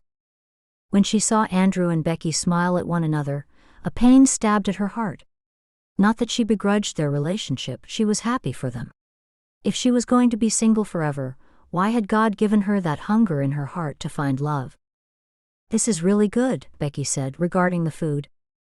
Thank you. It's only a simple chicken stew. I'm not much of a cook, and I didn't have much time to get it prepared. You did an amazing job, Andrew said. Thank you. Do either of you want more before dessert? There's plenty there. I wouldn't mind a little more chicken, Andrew said. And you, Becky? I'm fine, thank you. She piled more chicken onto his plate. That's more than enough. He chuckled. Becky giggled. Andrew does like his food. I've noticed. How long have the two of you been friends? Becky asked. Seeing that Andrew's mouth was full of food, Deborah answered, "For practically as long as I can remember." "Probably from about the age of 13, wouldn't you say so, Andrew?" Andrew nodded and swallowed his mouthful. "About that. I can't believe there was never any romantic involvement between the two of you." Deborah looked at Becky, surprised as the realization hit her. Becky must have heard that the two of them were spending time together, and she'd come all this way to win him back. Deborah's plan for her and William had failed, but it had worked for Andrew in getting Becky back. "It just never occurred to us," she told Becky, who appeared relieved. "Are you both excited to be heading back on Friday?" "We'll have a few things to sort through once we get back, but once we get over those things, everything will be better." Becky nodded at what Andrew said, knowing he was speaking of the trouble that might be caused by Becky's recent ex-fiancé being upset. She felt sorry for him, whoever he was, since she knew firsthand what it was like to be rejected. It was hard for Deborah to keep the conversation flowing, because she could sense the couple wanted to be alone. As soon as Andrew had eaten a second serving of dessert, Deborah said, "I won't be offended if you want to leave.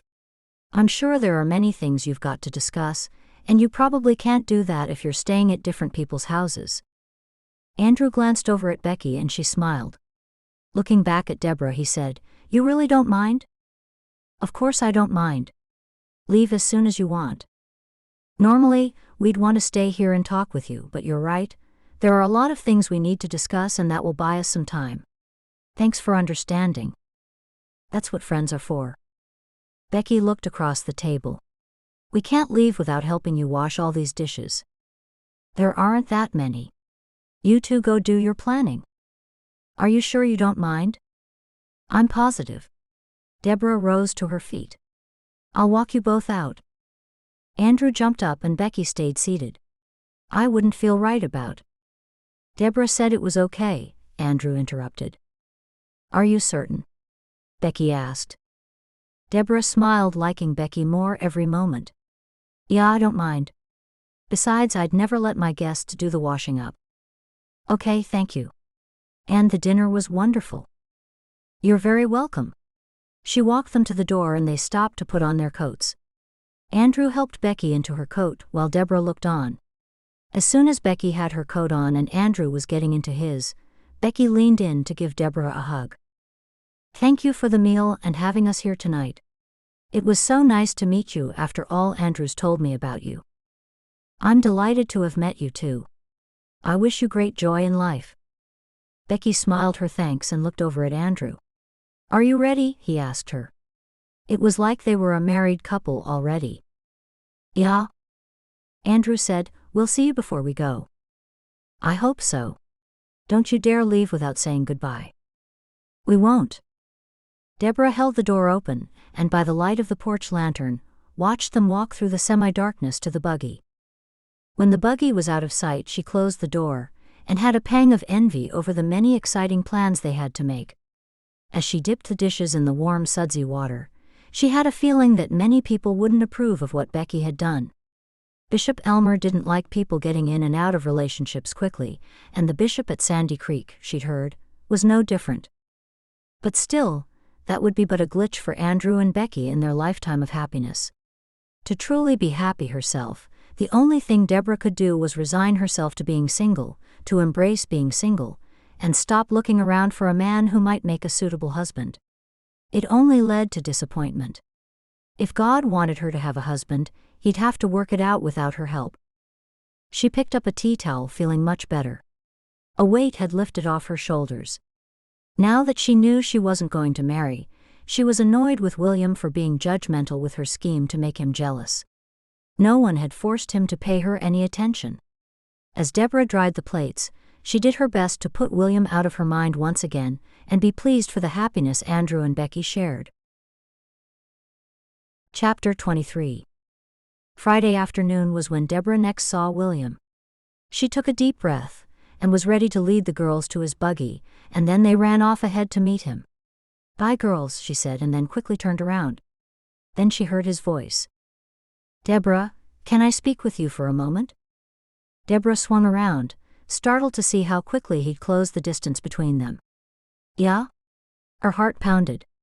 She hoped he wasn't going to say he was pulling the girls out of school. Something like that would look really bad with the school board. She should never have gotten involved with one of the parents. He gave a quick look over his shoulder at the girls, who were climbing into the buggy, his expression serious but not stern, and then he turned to Deborah. "Can we talk?" "Sure. Is anything wrong?" "May I stop by your house this afternoon after I take the girls home?" She frowned. "If it's something to do with the girls, I'm here by 7:30 every morning, and I'm willing to stay later in the afternoon if that's easier for you." He shook his head. "It's not about the girls. It's about you and me. You've said what you had to say. If you've left something unsaid, then let it remain unsaid. I don't wish to have any more disappointments in my life.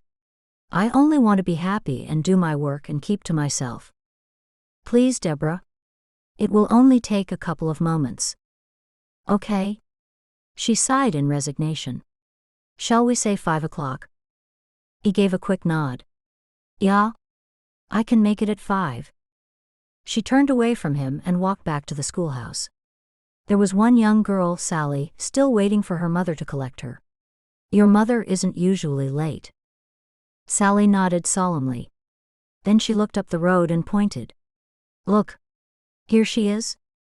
In the doorway of the one-room schoolhouse, Deborah waited until Sally was safely in the buggy with her mother. When Deborah had waved goodbye to them, she heaved a sigh. There were so many things people took for granted, like getting married and having children. Deborah was sure that if she were ever married, she'd thank God every waking moment, and even more so if she'd been blessed with children, but none of that was ever going to happen. After she had carried her box of books to the buggy, she walked back and locked the door. She'd taken the children's writing books home to look over, so she could more easily see how each child was progressing. Just because she had been a little distracted of late, didn't mean that the children's education had to suffer. And May's absence because of her visiting tour after her wedding was not helping matters.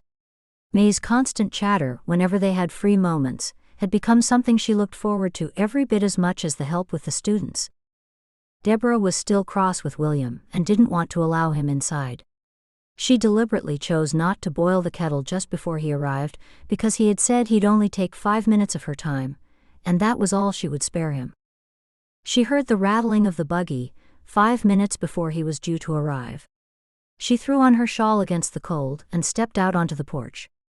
While he was securing his horse, she sat down on one of the porch chairs.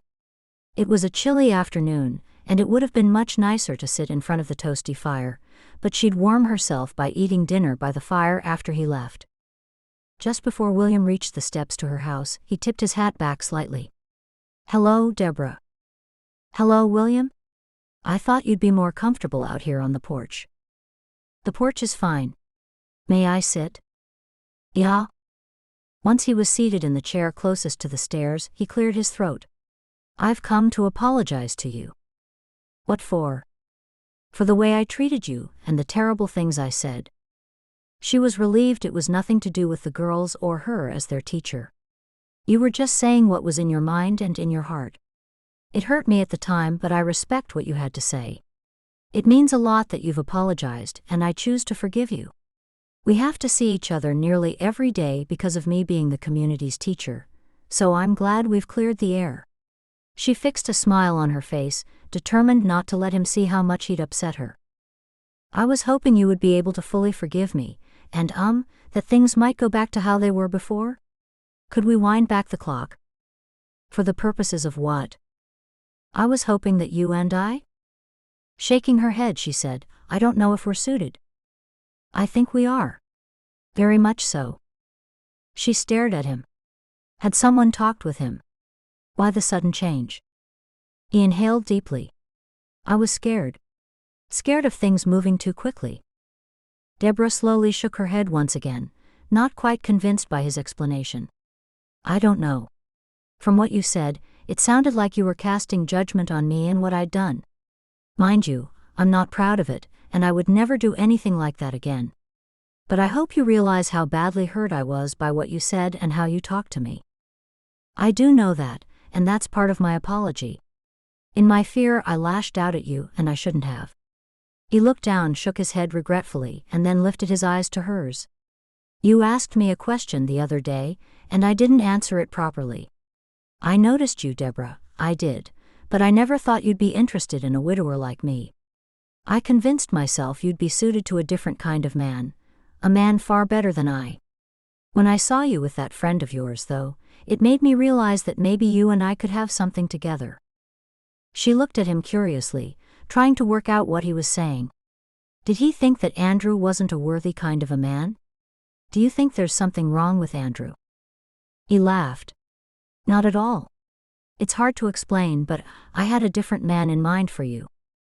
She didn't feel ready to forgive him. She still wanted to be mad with him. I'm still not sure what you mean. What I mean is, I'm truly sorry. I was rude to you when you said sorry to me the other day. Now I'm apologizing to you. I hope you can forgive me. Of course I will and do. He smiled as a relieved expression altered his face. Is there any chance for us to go back to where we were headed, before I acted like such a fool?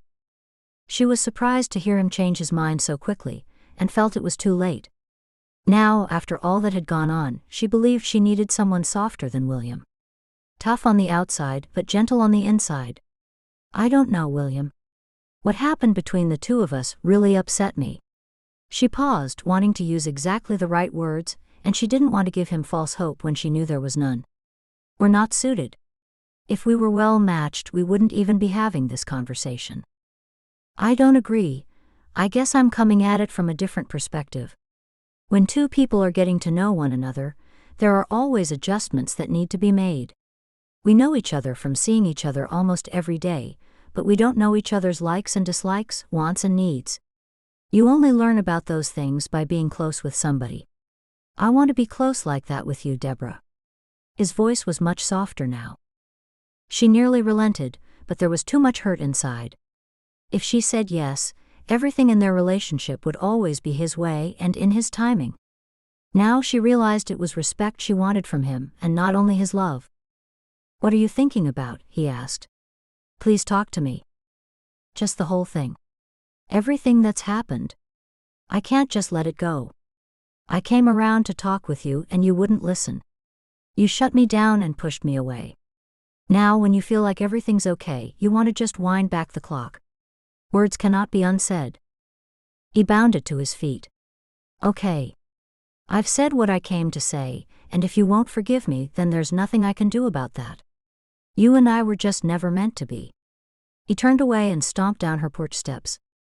She was shocked at his abruptness, and then she knew she had done the right thing. Jumping to her feet, she leaned over the railing. The truth is, William Bronstein. He stopped in his tracks, turned around and glared at her. You're too rude and judgmental for me. She crossed her arms over her chest and stood with her feet firmly planted. Without saying a word, he untied the horse, jumped up into the buggy, and then drove away. She bit her lip, hoping she'd done the right thing. Anger had gotten the better of her, but she'd spoken the truth of what had been on her heart. He deserved to hear the truth, and she felt better to let it out. Chapter 24. Wanting to confide in someone, Deborah found Aunt Agatha after the next Sunday meeting. I heard what happened, and I'm so sorry that he overheard it from my lips. I never should have done it in the first place. The whole thing was my fault. Some men might even think it funny, some would be flattered, but a man like William. She shook her head. And I knew that about him. Will you come for dinner tomorrow night and we'll talk about things? I'll make a nice pot roast and apple pie. Thank you.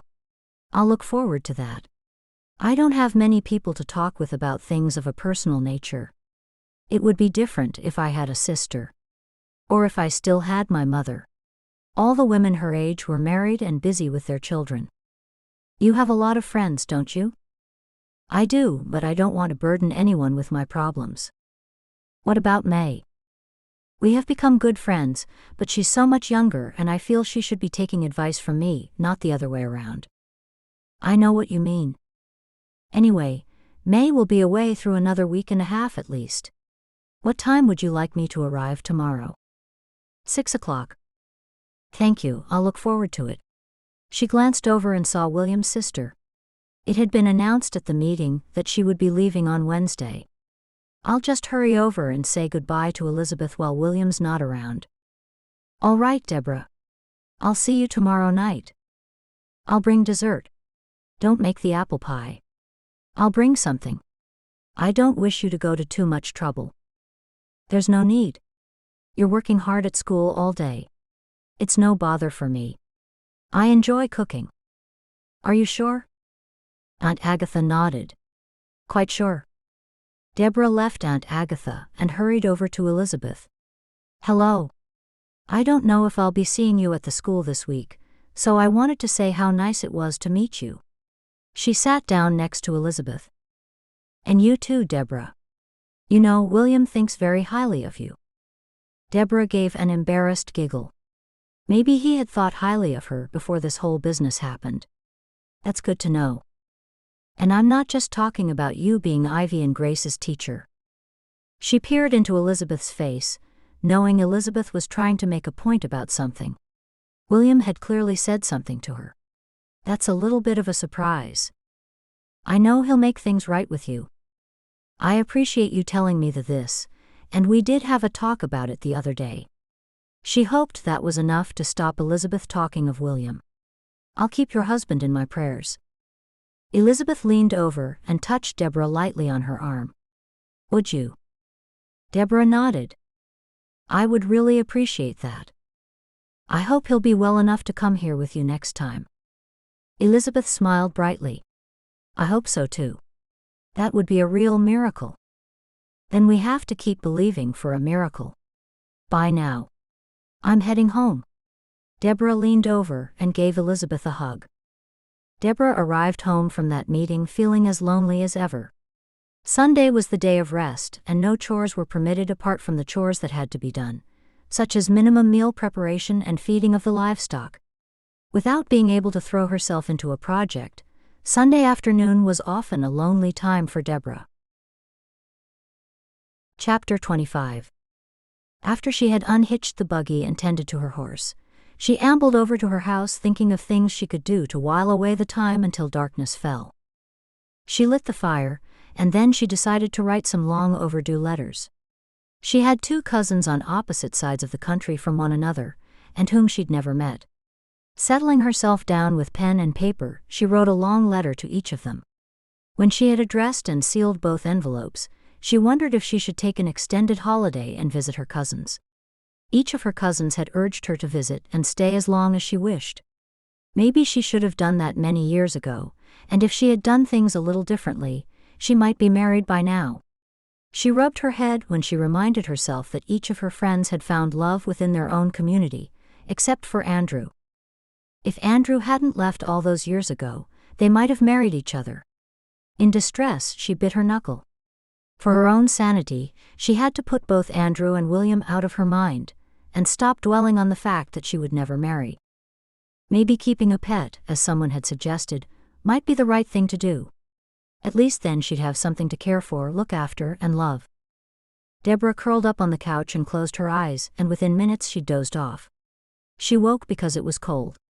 It was pitch black outside, and the fire had gone out. She reached for the lantern beside her and flicked it. As she headed to the kitchen to heat up soup, she was pleased the lonely hours of the afternoon were behind her. Now she knew why Aunt Agatha had all those cats. The next day Deborah was back in her normal routine. When the school day was over, she hoped that Ivy and Grace would be collected by one of their aunts, but that wasn't the case. Instead of walking to take the girls over to their father as she once used to, she said goodbye to them at the school door and watched them run to him. Out of the corner of her eye, saw him get out of the buggy and get the children organized. She didn't relax until they had gone. On the way home, she posted the letters to her 2 cousins. When she got home, she did some quick cleaning chores that she had forgotten to do over the weekend, and then jumped in the waiting buggy and headed to Aunt Agatha's. On the way there she prayed that Aunt Agatha would have some wise advice to give her, even though her last advice had been askew. When she got to Agatha's open front door, she noticed 2 cats sitting just inside the door. Aunt Agatha, hello, it's Deborah. I'm here. She appeared in front of her. You're here already? I am. It's 6 o'clock. Is it? Already? Yeah. Oh dear. Come in. You sit in the living room. I've just got a couple more things to do in the kitchen. I won't be long. I can help. No. You sit. She was taken aback by Agatha's stern voice. Okay. I'll sit down. As soon as she sat, a black cat jumped right up on her lap. Not knowing if the cat was friendly or not, she raised her hand to pat it. When the cat purred, she decided it was safe enough to pat. When Deborah heard a buggy outside, she didn't think much of it. But then when she heard footsteps on the porch, she hoped with everything within her that Agatha hadn't invited anyone else for dinner. She'd so been looking forward to a heart-to-heart discussion with her. And she hadn't changed from her unflattering dark green uniform dress after school, figuring there was no need to dress up for Aunt Agatha. There was a knock on the door, and as it wasn't her house, she stayed seated and allowed Agatha to answer it. It was when she heard William's voice that she jumped to her feet and hurried to the front door. Oh, William, I didn't know you'd be here too. Are you here for dinner? I invited him, Aunt Agatha said as she leaned toward Deborah. I guessed that. I see what's going on here. Agatha, this was not a good idea, not a good idea at all. William scratched the back of his neck. William, I had no idea that you were going to be here. Did you do this deliberately, Aunt Agatha? Deborah wondered whether Aunt Agatha invited him as well and then forgot about it, but if that were the case, where were the girls and Elizabeth? Yeah, I wanted you both to be here. I want to get to the bottom of things with you two. Deborah shook her head. About what? Let's talk about this over dinner, shall we? Aunt Agatha grinned as though nothing was wrong. I can see Deborah feels just as uncomfortable as I feel about this, Aunt Agatha. We're two adults and can sort out our own problems, said Deborah. There's nothing left for us to speak about. There is, and we can sort it out over dinner, Agatha asked. I'm sorry to do this to you after you've gone to the trouble of cooking a meal and everything, but I can't stay. Deborah walked past William to her buggy. It was the second worst embarrassment in her life. The first was when Agatha had them over for dinner previously. She couldn't believe Aunt Agatha would deliberately put her in a position like that. It was totally unexpected, especially coming from the bishop's aunt. Maybe she wasn't wise like everyone thought. In her rearview mirror, she saw William had taken a step back and was talking to Aunt Agatha, as though he too was upset. Chapter 26. While Deborah was driving home, she felt bad for walking out when Agatha had gone to so much trouble over dinner, but under the circumstances, she was sure it had been warranted. She'd stop by after school tomorrow and give her apologies. Just as she had laid her hand on the door handle of her house, she heard a buggy and turned to see William. Now she felt doubly bad. He hadn't stayed for Agatha's dinner either. Was he as angry with her as she was with him? When the horse came to a halt, she walked over to him. I see you didn't stay either. Are you here to tell me how rude I was just now? Because if you are. He jumped out of his buggy. I'm not mad at you at all. She's a well-meaning person, but I can see how and why you were so upset. It took me by surprise as well. You're the last person I expected to see there tonight. Where are Ivy and Grace? With Elizabeth. They didn't get invited? He shrugged his shoulders and said, Aunt Agatha said she had something important to discuss with me and she wanted to discuss it during dinner. He shook his head. It didn't sound right, but I never expected to see you there. What was she trying to do? Deborah relaxed immediately. This time they were on the same side because they were both upset with another person, thus giving them common ground. The only thing she could have been doing was trying to get the two of us together. He chuckled, and she suddenly saw the funny side and laughed too. Then Deborah rubbed her eyes. I don't know what I'm going to do now. I didn't prepare anything for dinner. As soon as she said it, she regretted it. It sounded like she was throwing out a hint. I'm not expected home for some time. Would you like to come out with me for dinner somewhere? Oh no, I couldn't. You still haven't forgiven me? It's not that, and besides, have you forgiven me? Why don't we agree to forgive each other? I've missed our conversations. Slowly, she nodded before she remembered she'd already forgiven him. All right. We'll forgive each other. She held out her hand and he shook it, but then he held onto her hand a little bit too long before he released it. Now what are we going to do about food? He asked. I'm starving. I don't really like going out to eat amongst the Englishers. Well then, how about I bring us back some takeout? She opened her mouth, trying to figure out what she wanted. Okay. What do you fancy? I really don't know. Anything will be fine. Okay. I'll be back as quick as I can, or would you like to accompany me? She thought about her house that she hadn't finished cleaning. If she stayed home, she could make it look really nice by the time he got back. That would make a good impression on him now that they were friends again. I might stay here if that's all right with you. As long as you let me in when I get back. She giggled. If you've got food with you, I will. He gave her a big smile, turned and then hurried to his waiting buggy. As soon as he was gone, she closed the front door and proceeded with the cleaning she had started before she left for Aunt Agatha's. She thought about changing into a more flattering dress, but figured if William was serious about her it wouldn't matter. And if he wasn't, a dress was hardly the answer. Things had moved to a different level with William, she could feel it. There was definitely an attraction between the two of them. By the time she heard his buggy returning, she'd managed to finish the cleaning and get the fire going. He was cradling 2 pizza boxes in one arm, and his other hand held onto a white paper bag. I hope you like pizza with the works. I do. I like any kind of pizza.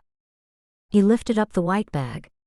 Strawberry and vanilla ice cream for dessert. Oh, I love ice cream. You can come for dinner any time, she said as he walked in the front door. He walked past her and then turned back. Where am I going? Straight ahead and through to the kitchen. I forgot you haven't been here before. That's because you never asked me, he said with a cheeky little smile as he placed the pizza boxes down on the table. She pulled out plates from the cupboard. They smell delicious. I hope so. We'll soon find out. I've had pizza from there before and it's always been good. It's a favorite of the girls. Then he passed her the ice cream cartons and she tucked them into the gas-powered freezer. They prayed first and then sat in silence while he opened the first box and pushed it toward her.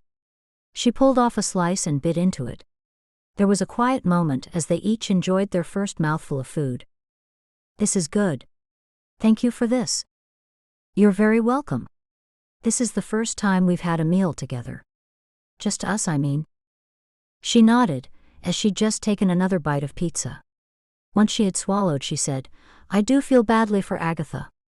She started to giggle, tried to stop but met William's eyes and he laughed too. That was it. They both laughed until they were wiping tears from their eyes. So do I, he said once they'd finally stopped laughing, but she took me by surprise. Both of us are in the same boat. Tell me this, William. You were so upset with me when you worked out that I was trying to make you jealous with Andrew. Why did you decide to forgive me? He placed his slice of pizza down onto his plate. I thought about what I was losing by being upset with you. I don't know why I was determined in going down that road. Then I realized that I might have done the same thing if I had been in your shoes. You're the woman I want, Deborah, but I never thought you'd look at me, so I never gave you a clue I was interested. I'm older and I know you once invited May to your house. She's so much younger than I am. He shook his head. I asked her to come for dinner because I was going to ask her if she'd do a few hours of house cleaning for me on Saturday mornings. Oh? He laughed. You couldn't have thought I saw myself with May? She's only a little older than my own daughters. She didn't see the funny side. I did think that. You'd hardly have been the first man to marry a younger woman. Marry me, Deborah? She studied his face and there was no hint of a smile. Are you joking? No, I've never been more serious about anything in my life. I don't want there to be any more misunderstandings between us. I'm not the judgmental person you think I am. He shrugged. Maybe I am, but you can make me see sense. See? You suit me. She giggled. After she'd given up and let go of her heart's desire, he'd come to her. I don't know what to say. This is all. Say yes to me, Deborah, please. And I will make you happy. That is, if you think you can put up with me and the girls. Deborah nodded as tears stung behind her eyes. Yeah, I will marry you. He laughed and she saw tears well in his eyes. The only thing is? What? She swallowed against the lump in her throat. You've been married before, and I hope you won't compare me. I might not measure up. I won't. You're both completely different. And you can make over our house to suit you. I know I left Nita's sewing room just how she had it, but she's gone and I want you to make the place yours. Or we can move to a different house. Anything that makes you happy.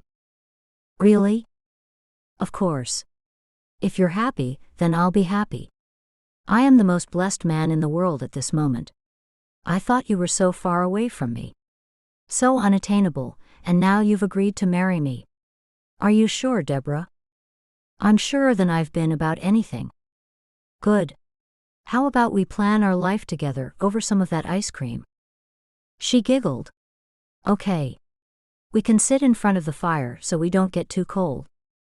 In front of a toasty fire in Deborah's living room, she and William planned their wedding, and then they discussed plans to reinvent his house to better suit his two growing girls and Deborah.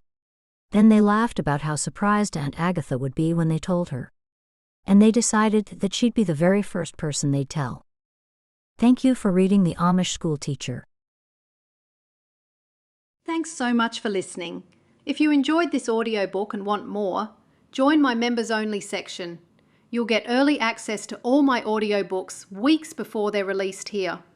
Monthly discounts to my store, and members only polls where you help me choose characters and shape future books. Your support truly means the world to me and helps me keep creating these stories for you. You'll find the link to join in the bio. You can also find all my audiobooks, paperbacks, and large print editions directly at samanthapriceauthor.com. Until next time, thanks for listening.